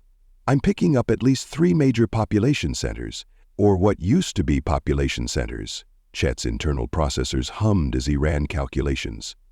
"Based on the atmospheric decay rates and the level of structural deterioration visible from orbit, I estimate these ruins are approximately 60 years old." "Right during the war," Donald said grimly, placing a hand on his wife's shoulder. Mariana looked up at him. "Don, what's our procedure here? Do we call it in?" The captain was quiet for a moment, considering. The discovery of an unknown lost colony would be worth a fortune in survey bounties. But if they reported it too soon, other teams might try to claim a share of the credit. "We need more data," he decided. "A preliminary survey to document our claim. Tom, Nadia, prep the landing shuttle. Mari, I want a full spectral analysis of that atmosphere. Chet, start cataloging everything we can see from orbit." As they moved to their tasks, Nadia paused at her father's station. "Dad, do you think we'll find out what happened to the people who lived here?" Tom shared a concerned look with the Welches before answering his daughter. "I don't know, kid, but whatever we find down there, we'll face it together." The next few hours were a flurry of activity as they prepared for landing. Tom and Nadia ran diagnostics on their shuttle, while Chet compiled his orbital observations. Mariana continued analyzing the atmosphere, finding more evidence of the artificial manipulation that had transformed this world. "It's definitely breathable," she reported. "Oxygen levels are lower than Earth standard, but well within safe limits. The terraforming decay is slow but steady. In another century or so, this place will be uninhabitable again." As they made their final preparations, Donald gathered them for a brief meeting. "I know we're all excited about this discovery, but remember, this is a war site. We do this by the book. Full environmental suits until we're certain it's safe. No one goes anywhere alone, and everything gets documented." "What are the chances of finding survivors?" Nadia asked, her voice small. "After 60 years, extremely unlikely," Chet answered, his tone gentle. "But we might find records, data cores, evidence of what happened here." Mariana was still staring at her atmospheric readings. "Don, there's something else. These decay patterns, they're not consistent. Some areas show the expected deterioration, but others, it's like something was maintaining them, at least for a while. How long? Years after whatever happened here, maybe decades." They all digested this information in silence. Finally, Donald spoke. "Let's find out what we're dealing with. Prep for landing in 30 minutes. Target that largest population center we spotted." As they strapped into the shuttle, Mariana reached over and squeezed her husband's hand. Through the viewport, Nadia watched as they began their descent toward the mysterious city below, her father's reassuring presence beside her, while Chet's processors hummed quietly as he analyzed every detail of their approach. The Pathfinder's sensors continued to gather data as they descended, painting a picture of a world that had been transformed by human hands and then abandoned. But abandoned by whom? And why had all record of this place been erased? They were about to find out. The landing shuttle cut through the thin atmosphere, buffeted by winds that hadn't been touched by terraforming regulators in decades. Nadia's hands flew over the engineering console, making minute adjustments to their descent. "Nice work, kid," Tom said proudly as she compensated for a particularly rough patch of turbulence. "The atmospheric degradation is fascinating," Chet observed from his monitoring station. "It's as if the planet is caught between its natural state and the artificial environment that was imposed upon it." "Less fascinating, more terrifying," Mariana muttered, checking her environmental suit seals for the third time. Look at these material readings from those buildings. The architecture, it seems familiar." Donald frowned at his wife's data. Something about the construction style was nagging at the back of his mind, but he couldn't quite place it. "We'll know soon enough. Nadia, take us down in that clearing near the city center." The shuttle touched down with barely a bump. Nadia had inherited her father's touch with machinery. As the engines powered down, an eerie silence fell over the cabin. Through the viewport, they could see the ruins of what had once been a substantial city, stretching out in every direction. "Remember," Donald said as they prepared to disembark, "we stay together. No wandering off. Chet, you take point. Your sensors might pick up any hazards before our suits do." The robot's frame straightened with pride at the responsibility. Despite his alien origins, Chet had become an integral part of their makeshift family over the years. His original military programming had been completely overridden by years of peaceful exploration, though his advanced sensing capabilities remained invaluable. The airlock cycled, and they stepped out onto soil that hadn't felt human footsteps in 6 decades. The sun hung low on the horizon, casting long shadows through the empty streets. Buildings rose around them, their surfaces scarred by weapons fire and decades of exposure. "Dad," Nadia said, her voice tight with tension, "these buildings, they're human-made, aren't they?" Tom put a protective hand on his daughter's shoulder. "Sure looks that way, honey," Chet's optical sensors whirred as he scanned their surroundings. "Confirmed. Construction materials and methods are consistent with late 23rd century human colonial architecture. This is most unexpected." Mariana had already pulled out her survey equipment. "Don, these readings, the damage patterns on the buildings, they match the weapons signatures from the war. The same weapons used by," she glanced at Chet apologetically, "by my creators," the robot finished quietly. "Yes, I see the similarities, though I must point out that I am quite different from my original programming." "Nobody's questioning that, Chet," Donald assured him. "Your family. But this is big. A human colony, attacked during the war, that somehow got erased from every record we have?" They made their way down what had once been a main street. Signs in English hung askew from buildings: Joe's Hover Repair, New Helena General Store, Colonial Administration. The evidence of human habitation was undeniable. "Look at this," Nadia called out, pointing to a faded poster still clinging to a wall. Her father moved closer with her, shining his light on the weathered surface. "Welcome to New Helena," Tom read aloud. "The jewel of Novus Prime. Well, that's a name that didn't make it into the history books." "Over here," Mariana called out. She was standing in front of the Colonial Administration building. The doors unlocked. They entered cautiously, Chet leading the way with his sensors at full power. The interior was a tomb of abandoned bureaucracy, desks with personal items still on them, chairs pushed back as if their occupants had just stepped away for a moment. "They left in a hurry," Donald observed, picking up a coffee mug with the remnants of its last drink still inside. Nadia had found a terminal and was trying to power it up. "Everything's dead, not just unpowered dead, like all the circuitry has been changed somehow." "That tracks with the historical records," Chet said. "My creators developed weapons that could alter the fundamental properties of electronic systems. Most human colonies were evacuated before these weapons could be deployed, but not this one," Mariana finished. She was holding a document she'd found in one of the desks. "Dawn, look at this. It's an evacuation order. The date. They only had hours of warning, not nearly enough time to get everyone out." Donald took the paper, reading it carefully. All civilians report to designated shelters immediately. This is not a drill. How many people were living here? According to this census data, Tom called from another desk, just over 50,000. Nadia's face had gone pale behind her faceplate. What happened to them all? Before anyone could answer, Chet's sensors picked up something new. Captain, I'm detecting unusual biological readings from the outskirts of the city. Something is different there.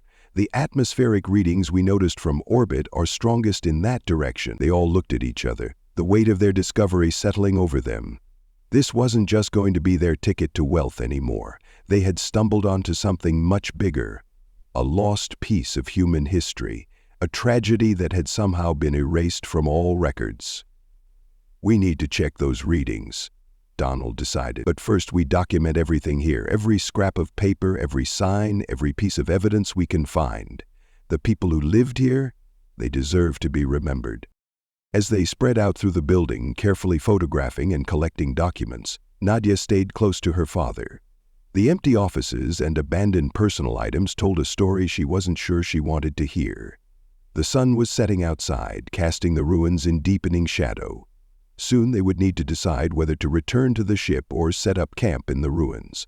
But for now, they worked in silence, piece by piece, uncovering the story of Novus Prime. They decided to split into two teams to cover more ground, with Chet monitoring both groups through linked sensors. Donald and Mariana would explore the Colonial Defense Force headquarters, while Tom and Nadia deployed drones to map the city outskirts, focusing on those unusual biological readings. "Channel check," Donald's voice crackled over the comm. "Everyone copy?" "Loud and clear, Captain," Tom responded, watching as Nadia launched their first mapping drone. "Chet, you getting good telemetry?" "Affirmative. My sensors are functioning at optimal capacity, though." The robot paused, an unusual hesitation in his synthetic voice. "I must admit to some discomfort processing the weapons signatures. They are uncomfortably familiar to my original programming." Mariana touched Chet's metallic shoulder gently. "You're not that person anymore, Chet.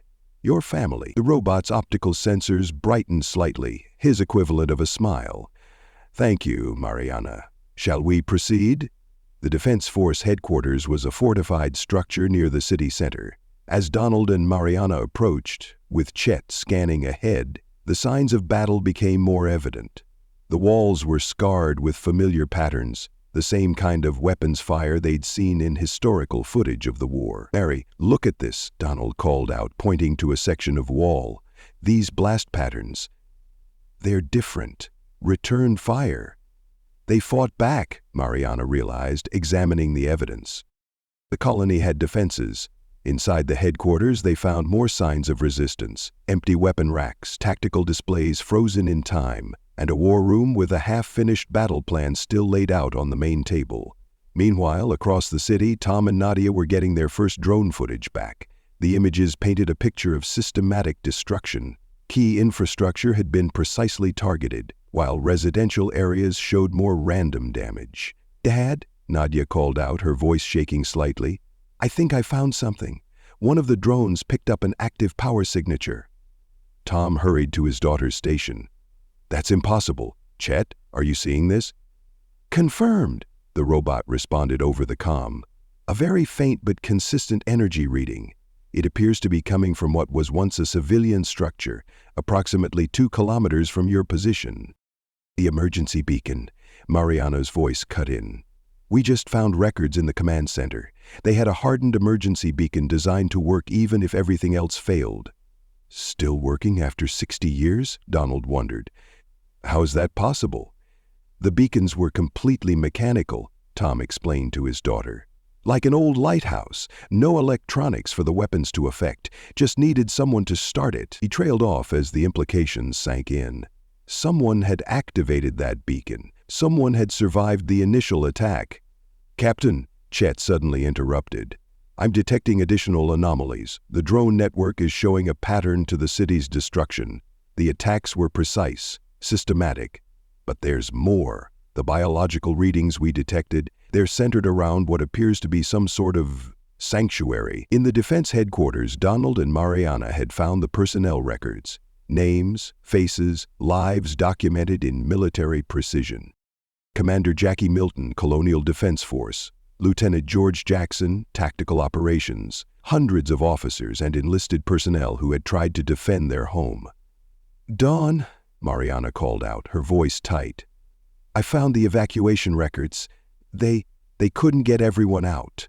The ships they had could only take a fraction of the population. They had to choose." Back at the drone control station, Nadia was analyzing the footage of the sanctuary zone. "Dad, look at this. The plant life there, it's different, more recent, like someone was maintaining it long after everything else died." "Chet," Donald's voice came over the comm, "what's your analysis of the sanctuary zone?" The robot's processors hummed as he compiled the data. "It appears to be an artificial environment, carefully maintained for an extended period after the attack. The design is unusual, organic, almost as if it grew rather than was built. And Captain, I'm detecting signs of recent activity, within the last few decades." "Someone survived," Tom breathed. "Someone stayed here." "Not just survived," Nadia added, her eyes wide as she studied the drone footage. "They built something. Look at these structures, these systems. They're incredible, like nothing I've ever seen." In the command center, Donald and Mariana had found the final transmission logs, the last desperate messages sent before communications went dark. Pleas for help that had somehow been erased from history. "We need to see that sanctuary," Donald decided. "Mari, do you have everything we need from here?" "Almost. Just need to copy the last of these logs." "Don, why would all record of this place be erased? Who would do that?" Before he could answer, Nadia's voice came over the comm, excited and afraid at the same time. "Captain, one of the drones just found something else, some kind of journal. It's protected in a sealed case. And it's signed. It's signed, Marcus Holt, last survivor of Novus Prime." The silence that followed was heavy with the weight of their discovery. They had come seeking riches, but they had found something far more valuable and far more terrible. The lost story of a colony erased from history, and the one man who had remained to bear witness. "Everyone regroup at the drone station," Donald ordered. "We need to find this sanctuary. Whatever happened here, whatever Marcus Holt built, we need to see it for ourselves."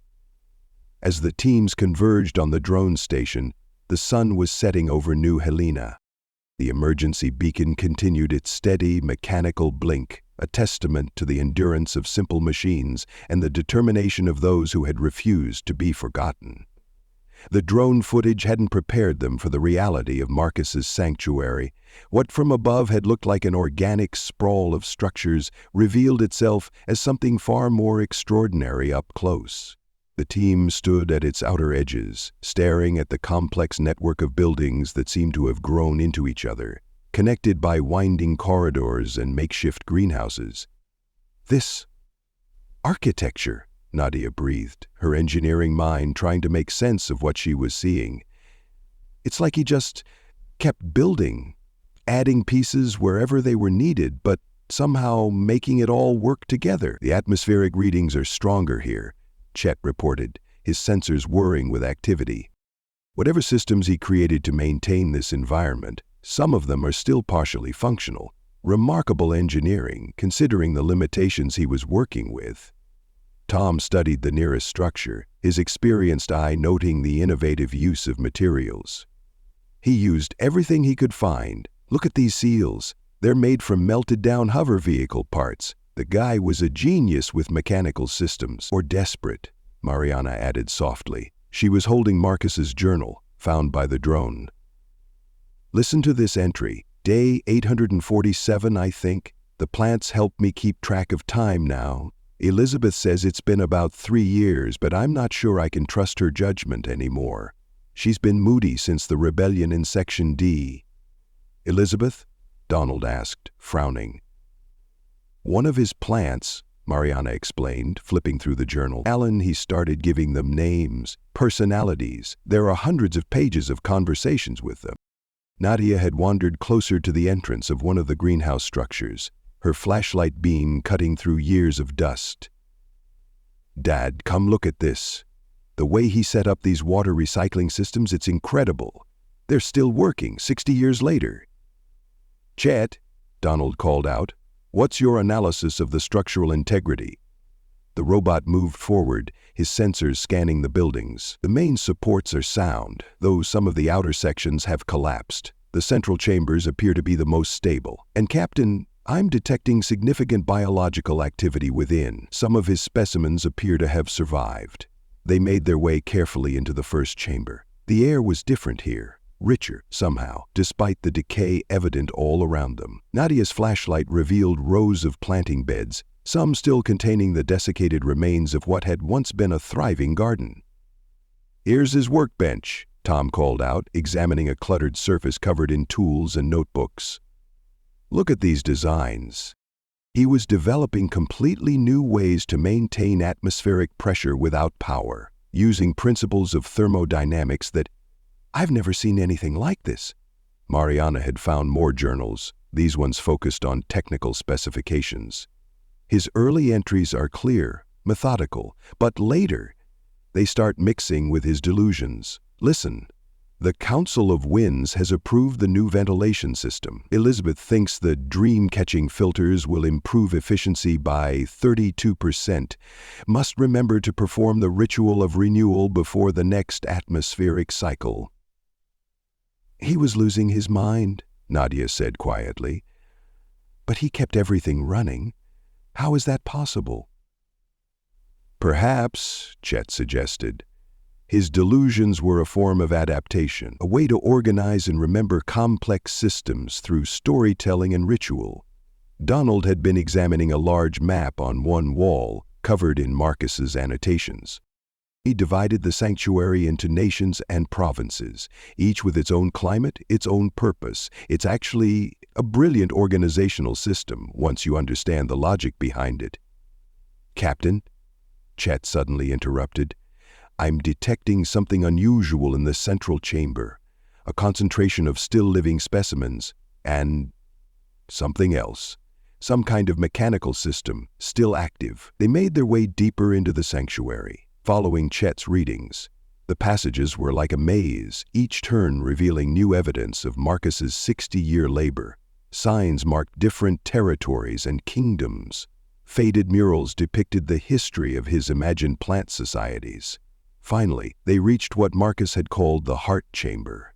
Here, in a space that somehow managed to feel both sacred and scientific, they found something extraordinary. "Oh my God," Mariana whispered.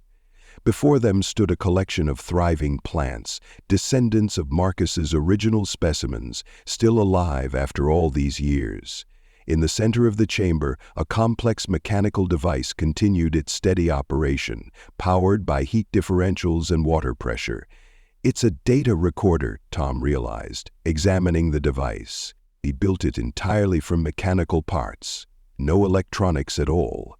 It's been running this whole time, keeping track of everything that happened here. Nadia had found Marcus's final journal, placed carefully beside the machine. Her hands trembled as she read the last entry. "To whoever finds this place, I am Marcus Holt, the last man on Novus Prime.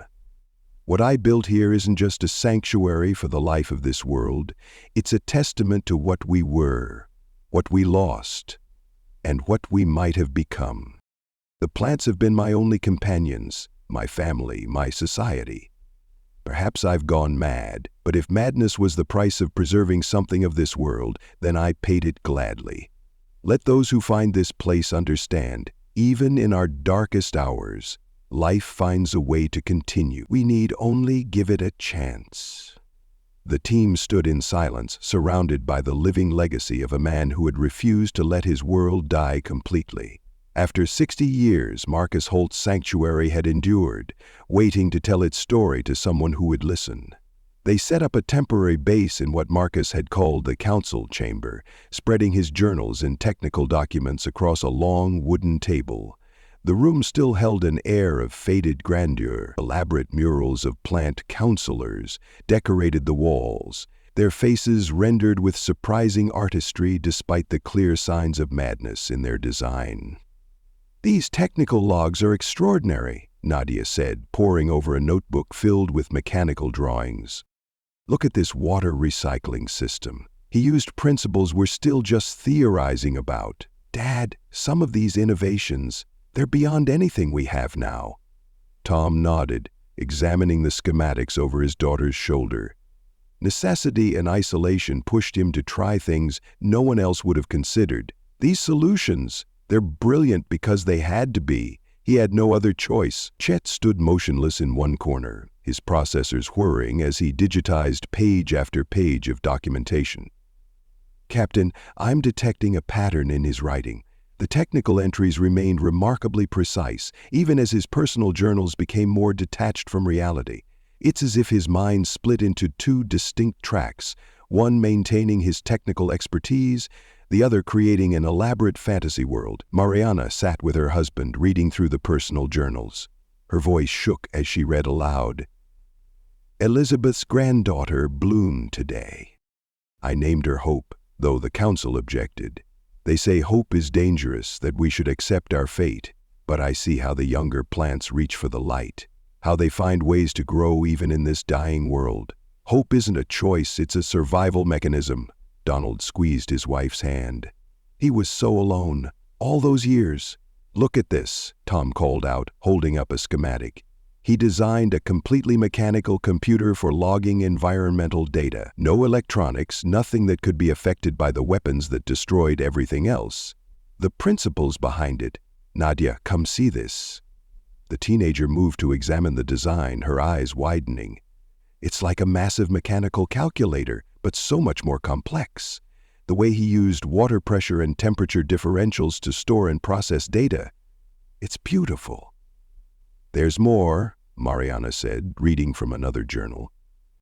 "The council has approved the creation of the memory vault. We must preserve everything, not just the plants, but the knowledge of what happened here. Someone must remember, someone must know why New Helena vanished from history."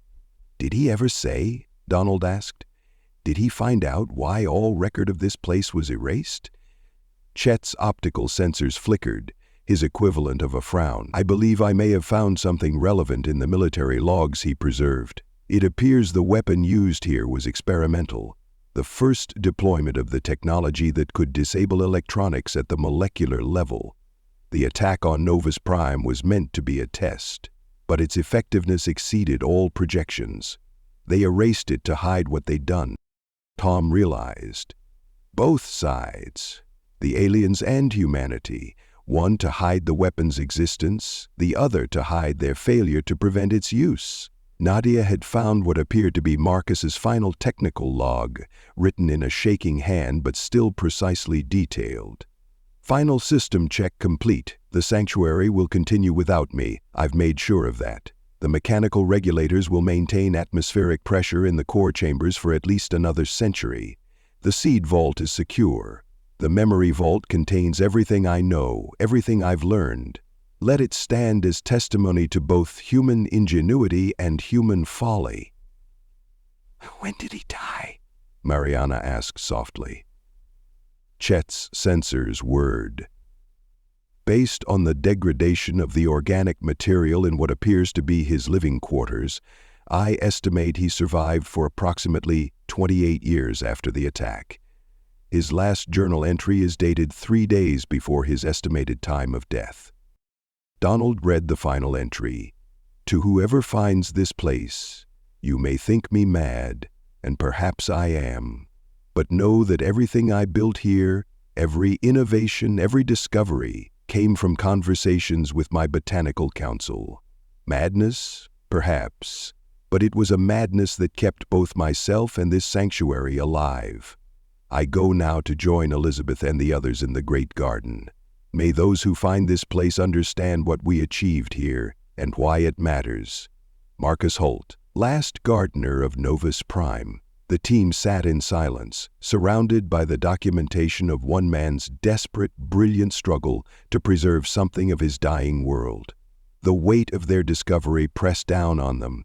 This wasn't just about scientific achievement or historical record.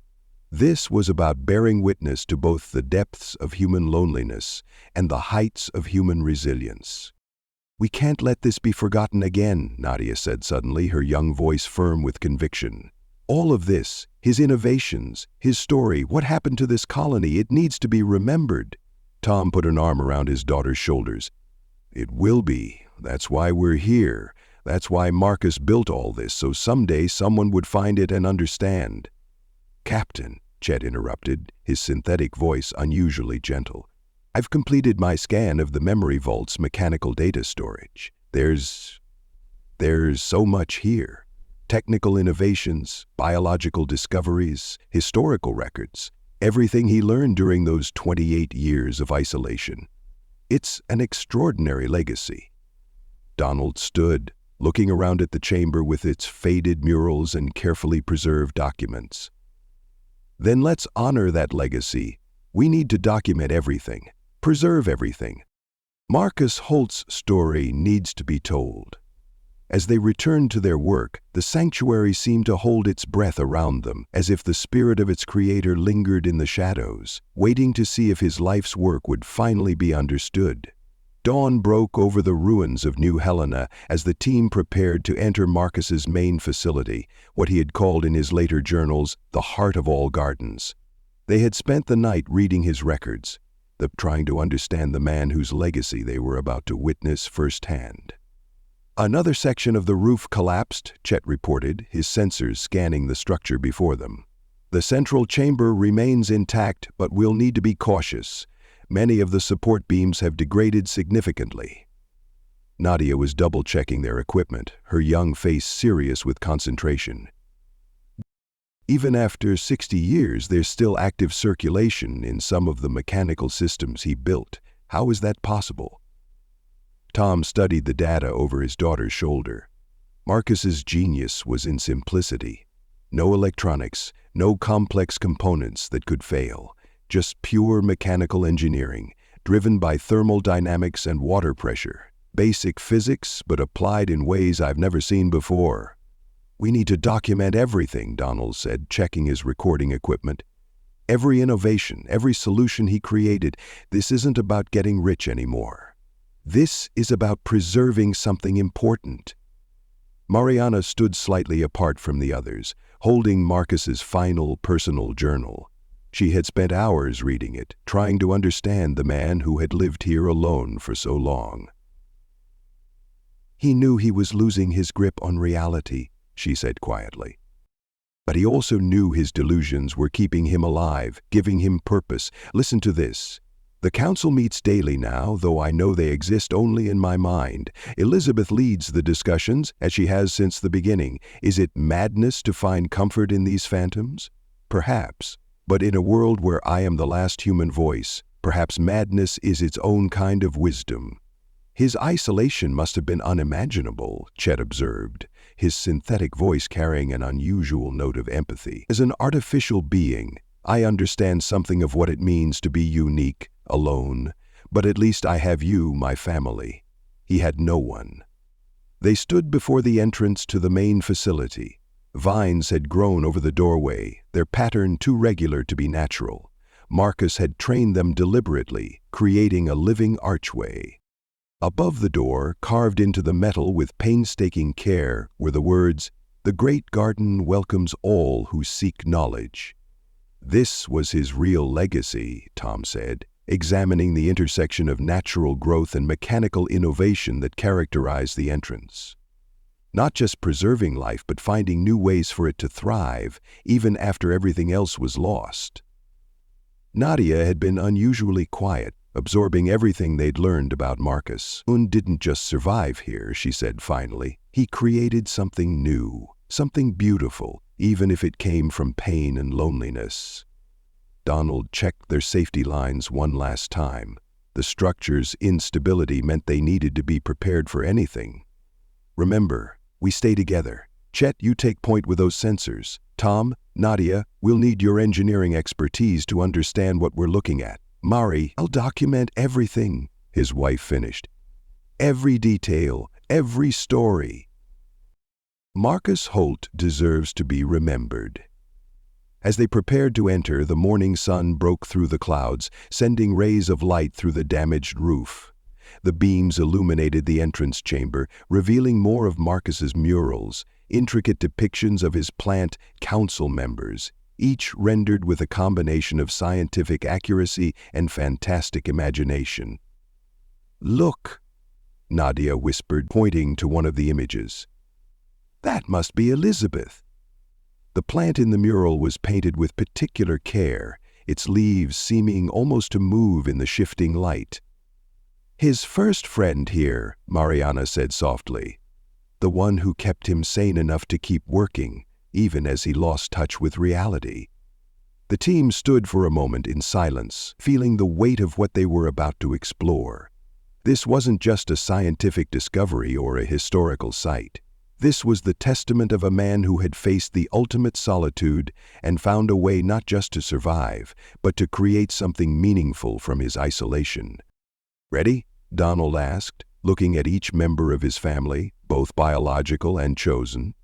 They nodded, and together they stepped into Marcus's inner sanctum, where machinery and nature had merged into something entirely new, where madness and genius had danced together for 28 years, creating innovations born from desperation and loneliness. The door closed behind them with a soft sound, like a sigh. Somewhere in the depths of the facility, Marcus's mechanical systems continued their endless work, preserving the legacy of the last man on Novus Prime. The central chamber of Marcus's sanctuary was unlike anything they had expected. While the outer sections showed clear signs of decay, this space had been perfectly preserved by systems that still hummed with quiet efficiency. Neat rows of thriving plants lined the walls, their care automated by an intricate network of mechanical devices. "This is incredible," Tom breathed, examining the nearest mechanism. "Look at these pressure differentials. He's using basic thermodynamics to create perpetual motion. It shouldn't be possible, but—" "Dad!" Nadia's voice cut through the chamber, tight with emotion. "I found him!" They converged on her position, where a cylindrical chamber stood in the center of the room. Its walls were transparent, filled with a clear fluid that had preserved its contents perfectly. Inside, seated in what looked like a carefully constructed chair, was Marcus Holt. "It's a stasis chamber," Chet observed, his sensors scanning the device. "Completely mechanical, using principles I've never encountered before. He designed it himself."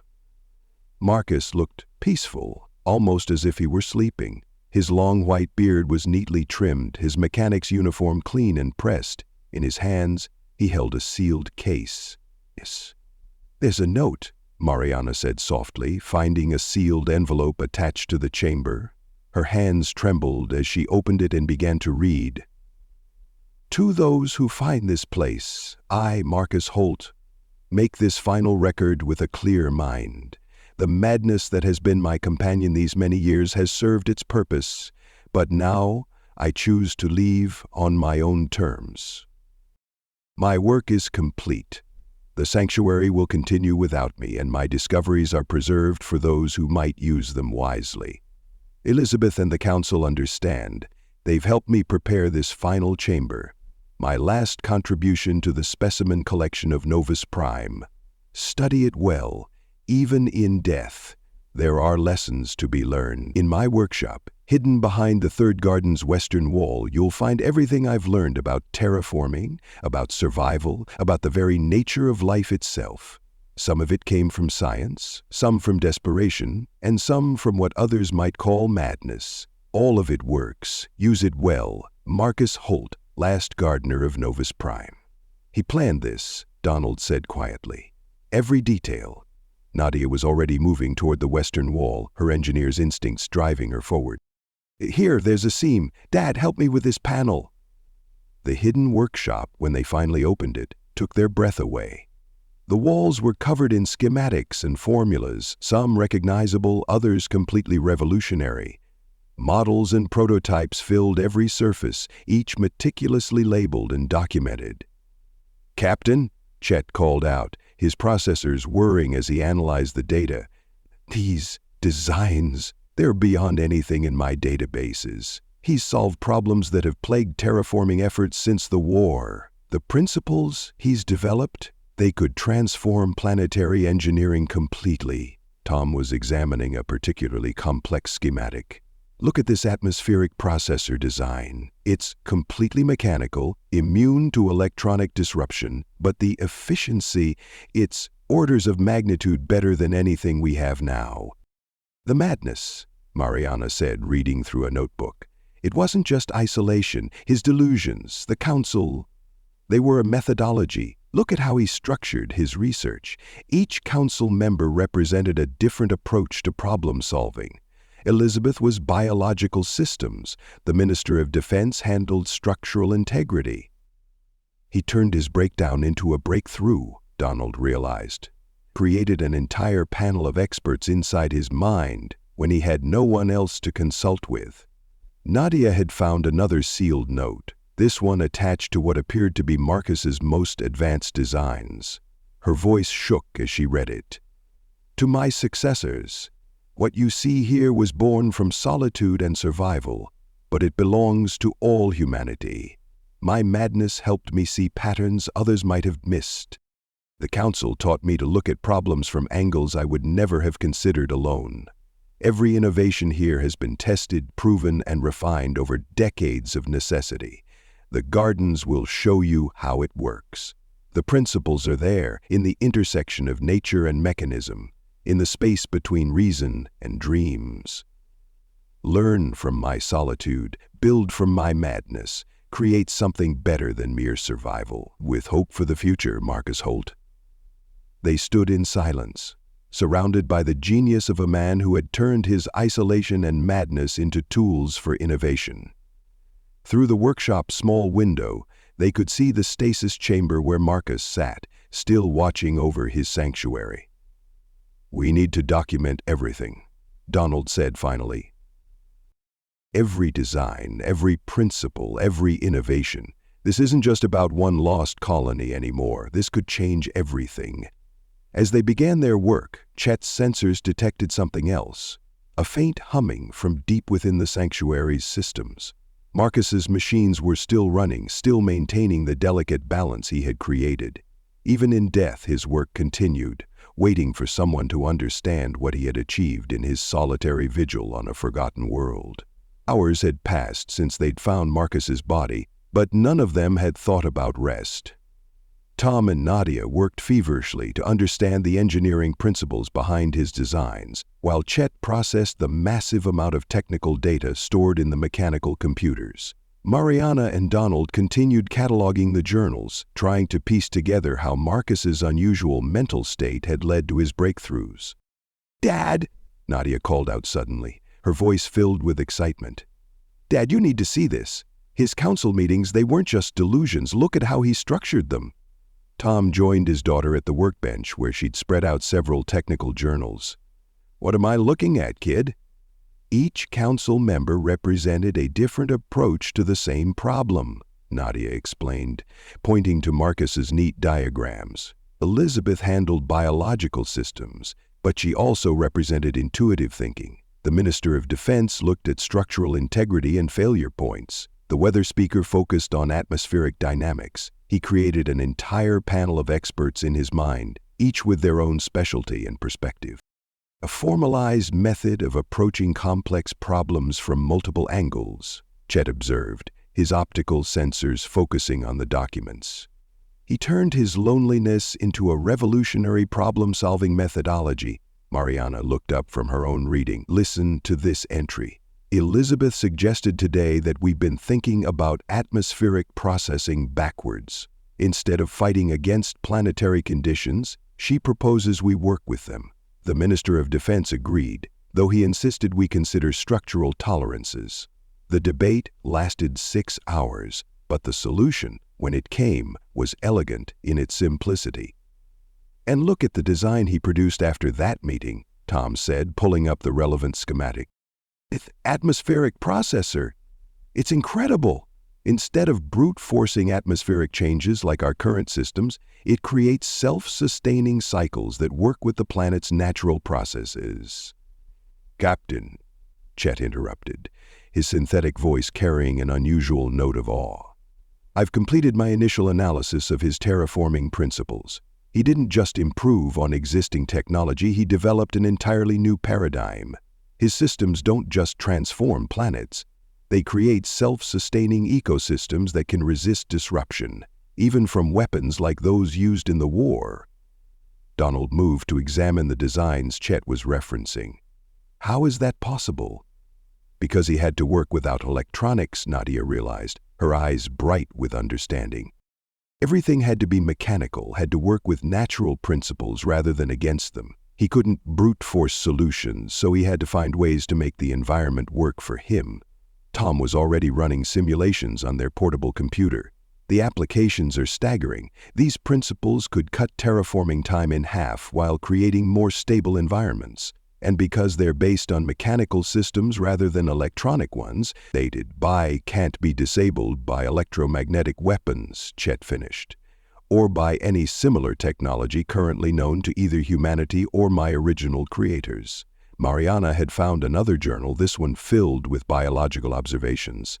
He didn't just engineer the environment, he studied how life adapted to it.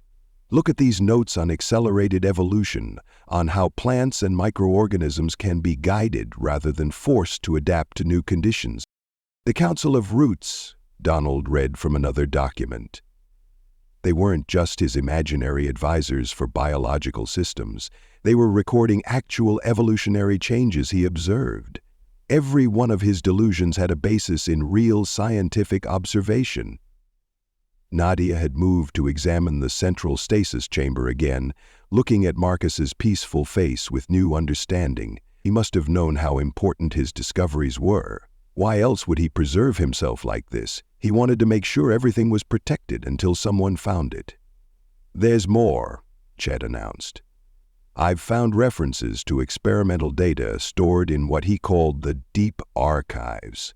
According to these notes, there's a sealed chamber beneath this one containing decades of experimental results and observations." Tom checked his engineering scanner. "He's right. There's another level below us, heavily reinforced. The entrance must be hidden, like the workshop was." "Look for something that doesn't make sense," Nadia suggested, remembering how they'd found the workshop. "Something that follows his dream logic rather than normal engineering principles." They spread out, searching the chamber for any sign of a hidden entrance. It was Mariana who found it, a section of flooring marked with what appeared to be a star chart, but one that didn't match any known constellation. "It's the Council," she realized.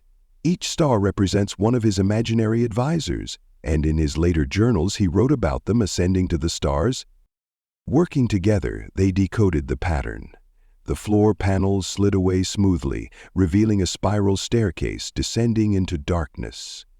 Preserved by Marcus's mechanical systems, the deep archives waited below, holding the full record of his decades of research. "We're going to be here for weeks," Donald said, looking at the vast archive. "Maybe months." "Good," Nadia replied firmly. "Marcus spent 28 years developing all this. The least we can do is take the time to understand it properly." As they prepared to descend into the archives, Chet's sensors detected something else, a subtle change in the sanctuary's atmospheric processors, as if the system itself was responding to their presence, to their understanding of its creator's work. In his stasis chamber, Marcus Holt sat, unchanged, but there seemed to be the faintest suggestion of a smile on his preserved face. His life's work had finally found its audience. "We need to talk about what happens next," Donald said, gathering his crew in Marcus's council chamber after 3 days of cataloging the deep archives. The room's elaborate murals watched over them, the painted faces of Marcus's imaginary advisors eerily lifelike in the artificial light. "What's there to talk about?" Nadia asked, looking up from her notes. "We publish everything. Marcus's innovations could transform colonization efforts across known space. Think of how many lives could be saved, how many worlds could be made habitable." Tom placed a gentle hand on his daughter's shoulder. "It's not that simple, honey. Some of these designs, in the wrong hands, they could be weaponized. The same principles that make his atmospheric processors so efficient could be reversed. That's exactly why we need to be careful, Donald added. The survey bounty for this discovery would set us all up for life, but if we sell to the highest bidder, the military would bury it, Mariana finished. Just like they buried Novus Prime. Chet had been unusually quiet, his processors humming as he analyzed the moral implications. If I may, I have a unique perspective on this matter. The weapons my creators used here were devastating precisely because they targeted complex electronic systems. Marcus's mechanical innovations could provide a defense against such attacks. He's right, Tom said. These designs aren't just about terraforming, they're about creating resilient systems that can't be disabled by electromagnetic weapons. It's defensive technology as much as anything else. Nadia stood up, pacing the chamber with nervous energy. Look around you. Marcus didn't build this sanctuary for profit or power. He built it to preserve life, to create something that would last. We can't let his work be buried again. There are other considerations, Donald said carefully. The corporations that fund most colonization efforts would pay fortunes for exclusive rights to these innovations. We're talking about enough money to fund our own research, No. Nadia's voice was firm. Read his journals, really read them. He didn't just go mad from isolation. He chose to embrace a different way of thinking because he knew conventional approaches wouldn't work. He created the council because he needed perspectives beyond his own. What would he think of us selling his life's work to the highest bidder? Mariana lifted one of Marcus's personal journals. She's right. Listen to this. The council reminded me today that knowledge, like life itself, must be free to grow, to spread, to find new forms. What we create here belongs to all humanity, to all life. Walls and barriers are the enemy of growth. There's something else to consider, Chet added. My analysis suggests that Marcus's innovations work best when implemented as a complete system. Trying to commercialize individual components would actually reduce their effectiveness. He designed everything to work in harmony like an ecosystem. Tom ran his hands through his graying hair. The engineering principles alone, universities would spend decades studying them, research institutions, colonial development programs. Then let them, Nadia insisted. Let everyone study it. Let them build on it. That's what Marcus would have wanted, not to have his work locked away in corporate vaults or military archives. Donald looked at his crew, his family, reading the conviction in their faces. Mary, what do you think? His wife smiled. I think we all know what we need to do. We just needed to talk it through. There is a practical concern, Chet noted. The data in the deep archives, it's extensive. The principles are complex. Simply releasing everything at once could lead to confusion, misinterpretation. So we do it right, Nadia said. We take the time to organize everything, to understand it ourselves first. We document the interconnections, explain his methodology. We make sure people understand not just what he built, but how he thought about it. A comprehensive academic publication, Tom mused, with practical applications and theoretical frameworks, something that lets others build on his work. We'd be giving up a fortune, Donald said, but his tone made it clear he'd already accepted the idea. Nadia walked to the stasis chamber where Marcus sat. Look at him. Really look, he had every right to be bitter, to keep his discoveries to himself. Instead, he spent 28 years documenting everything, preserving everything, making sure it would all be here for someone to find. Mariana joined her. He could have chosen any way to die, but he turned even that into a gift, preserving himself and his work for future study. The team fell silent, looking at the peaceful face of the man who had turned his isolation into innovation, his madness into methodology. Outside the chamber, his mechanical systems continued their quiet work, maintaining the delicate balance he had created. Then we're agreed? Donald asked finally. We publish everything, make it available to everyone? Tom nodded. For Marcus. For everyone, Nadia added. Chet's optical sensors brightened. I believe the council would approve. In his chamber, Marcus Holt sat unchanged, but the painted faces of his council seemed to smile down at them, appreciation for a decision that would ensure their creator's legacy would live on, free and unfettered, just as he had intended. The sanctuary looked different in the morning light as they made their final preparations to leave. 2 weeks had passed since they'd found Marcus's body, weeks spent documenting, analyzing, and understanding his legacy. Now it was time to go, to share what they'd found with the wider universe. Beacon network is online, Tom reported, checking the markers they'd placed around the sanctuary's perimeter. Anyone who lands on Novus Prime will be able to find this place. The stasis chamber's systems are stable, Nadia added, making final adjustments to the mechanical regulators. I've reinforced the backup systems. He'll be preserved here just as he wanted. She rested her hand on the transparent surface, looking at Marcus's peaceful face. Chet stood in the council chamber, his processors completing their final data verification.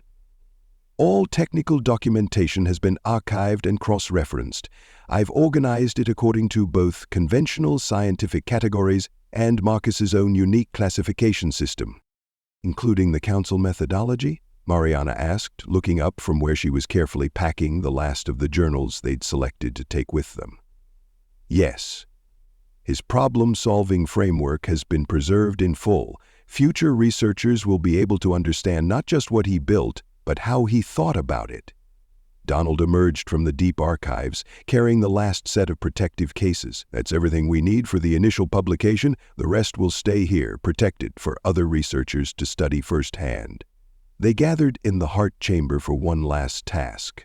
Tom had spent days designing and fabricating a proper marker for Marcus's resting place, and now they carefully installed it beside his stasis chamber. The plaque read, Marcus Holt, last gardener of Novus Prime, who turned solitude into innovation and preserved life when all seemed lost. His work lives on in every world we transform. It's time, Donald said softly, but Nadia held up her hand. Wait, there's something I need to say. She took a deep breath, looking around at the sanctuary, at the legacy of the lonely genius who had created it. I know what I want to do with my life now. These principles, this way of thinking about planetary engineering, I want to study it, to build on it. Someone needs to make sure Marcus's work reaches its full potential. Tom pulled his daughter into a tight hug. He'd be proud to have you carry on his work, kid. Not just her, Mariana said. This is going to change everything. The preliminary papers we sent ahead are already causing a stir in the academic community. Universities are pledging resources for research. Colonial development programs are requesting access to the designs. The military, too, Donald added grimly. But this time it won't be buried, Chet assured them. There are too many copies, too many interested parties. Marcus's innovations will be studied, debated, improved upon. His dream of helping humanity spread sustainably across the stars will be realized. They made their way through the sanctuary one last time, checking seals, ensuring everything was secure. In each chamber, Marcus's mechanical systems hummed steadily, maintaining the delicate balance he had created. Some of his original specimens still thrived, descendants of the plants that had been his only companions for so many years. At the main entrance, they paused for a final look. The morning sun streamed through the carefully designed windows, creating patterns of light and shadow that seemed to bring Marcus's murals to life. The painted faces of his council looked down at them with what almost seemed like approval.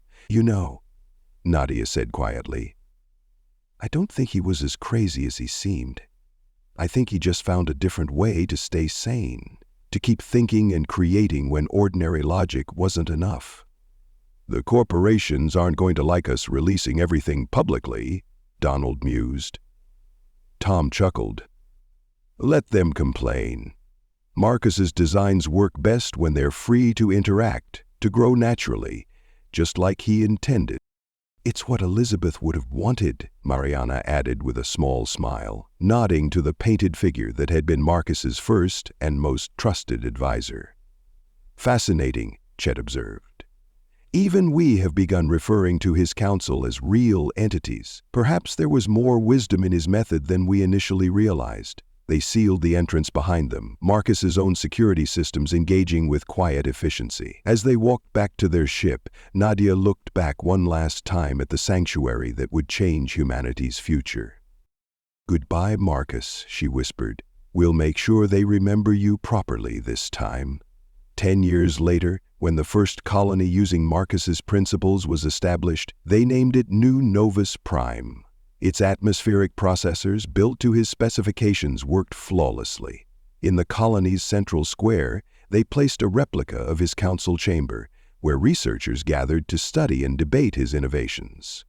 And on a forgotten world, in a sanctuary that still hummed with life, Marcus Holt sat in his stasis chamber, a slight smile on his face while his mechanical systems continued their endless dance of preservation and renewal, waiting for the next generation of explorers to discover their secrets. Thank you so much for listening to this story. I hope you enjoyed it. Be sure to leave it a like and to subscribe if you'd like to see more. Feel free to comment and share it as well. With all that said, go on and check out the video in the top left. I think you might like it.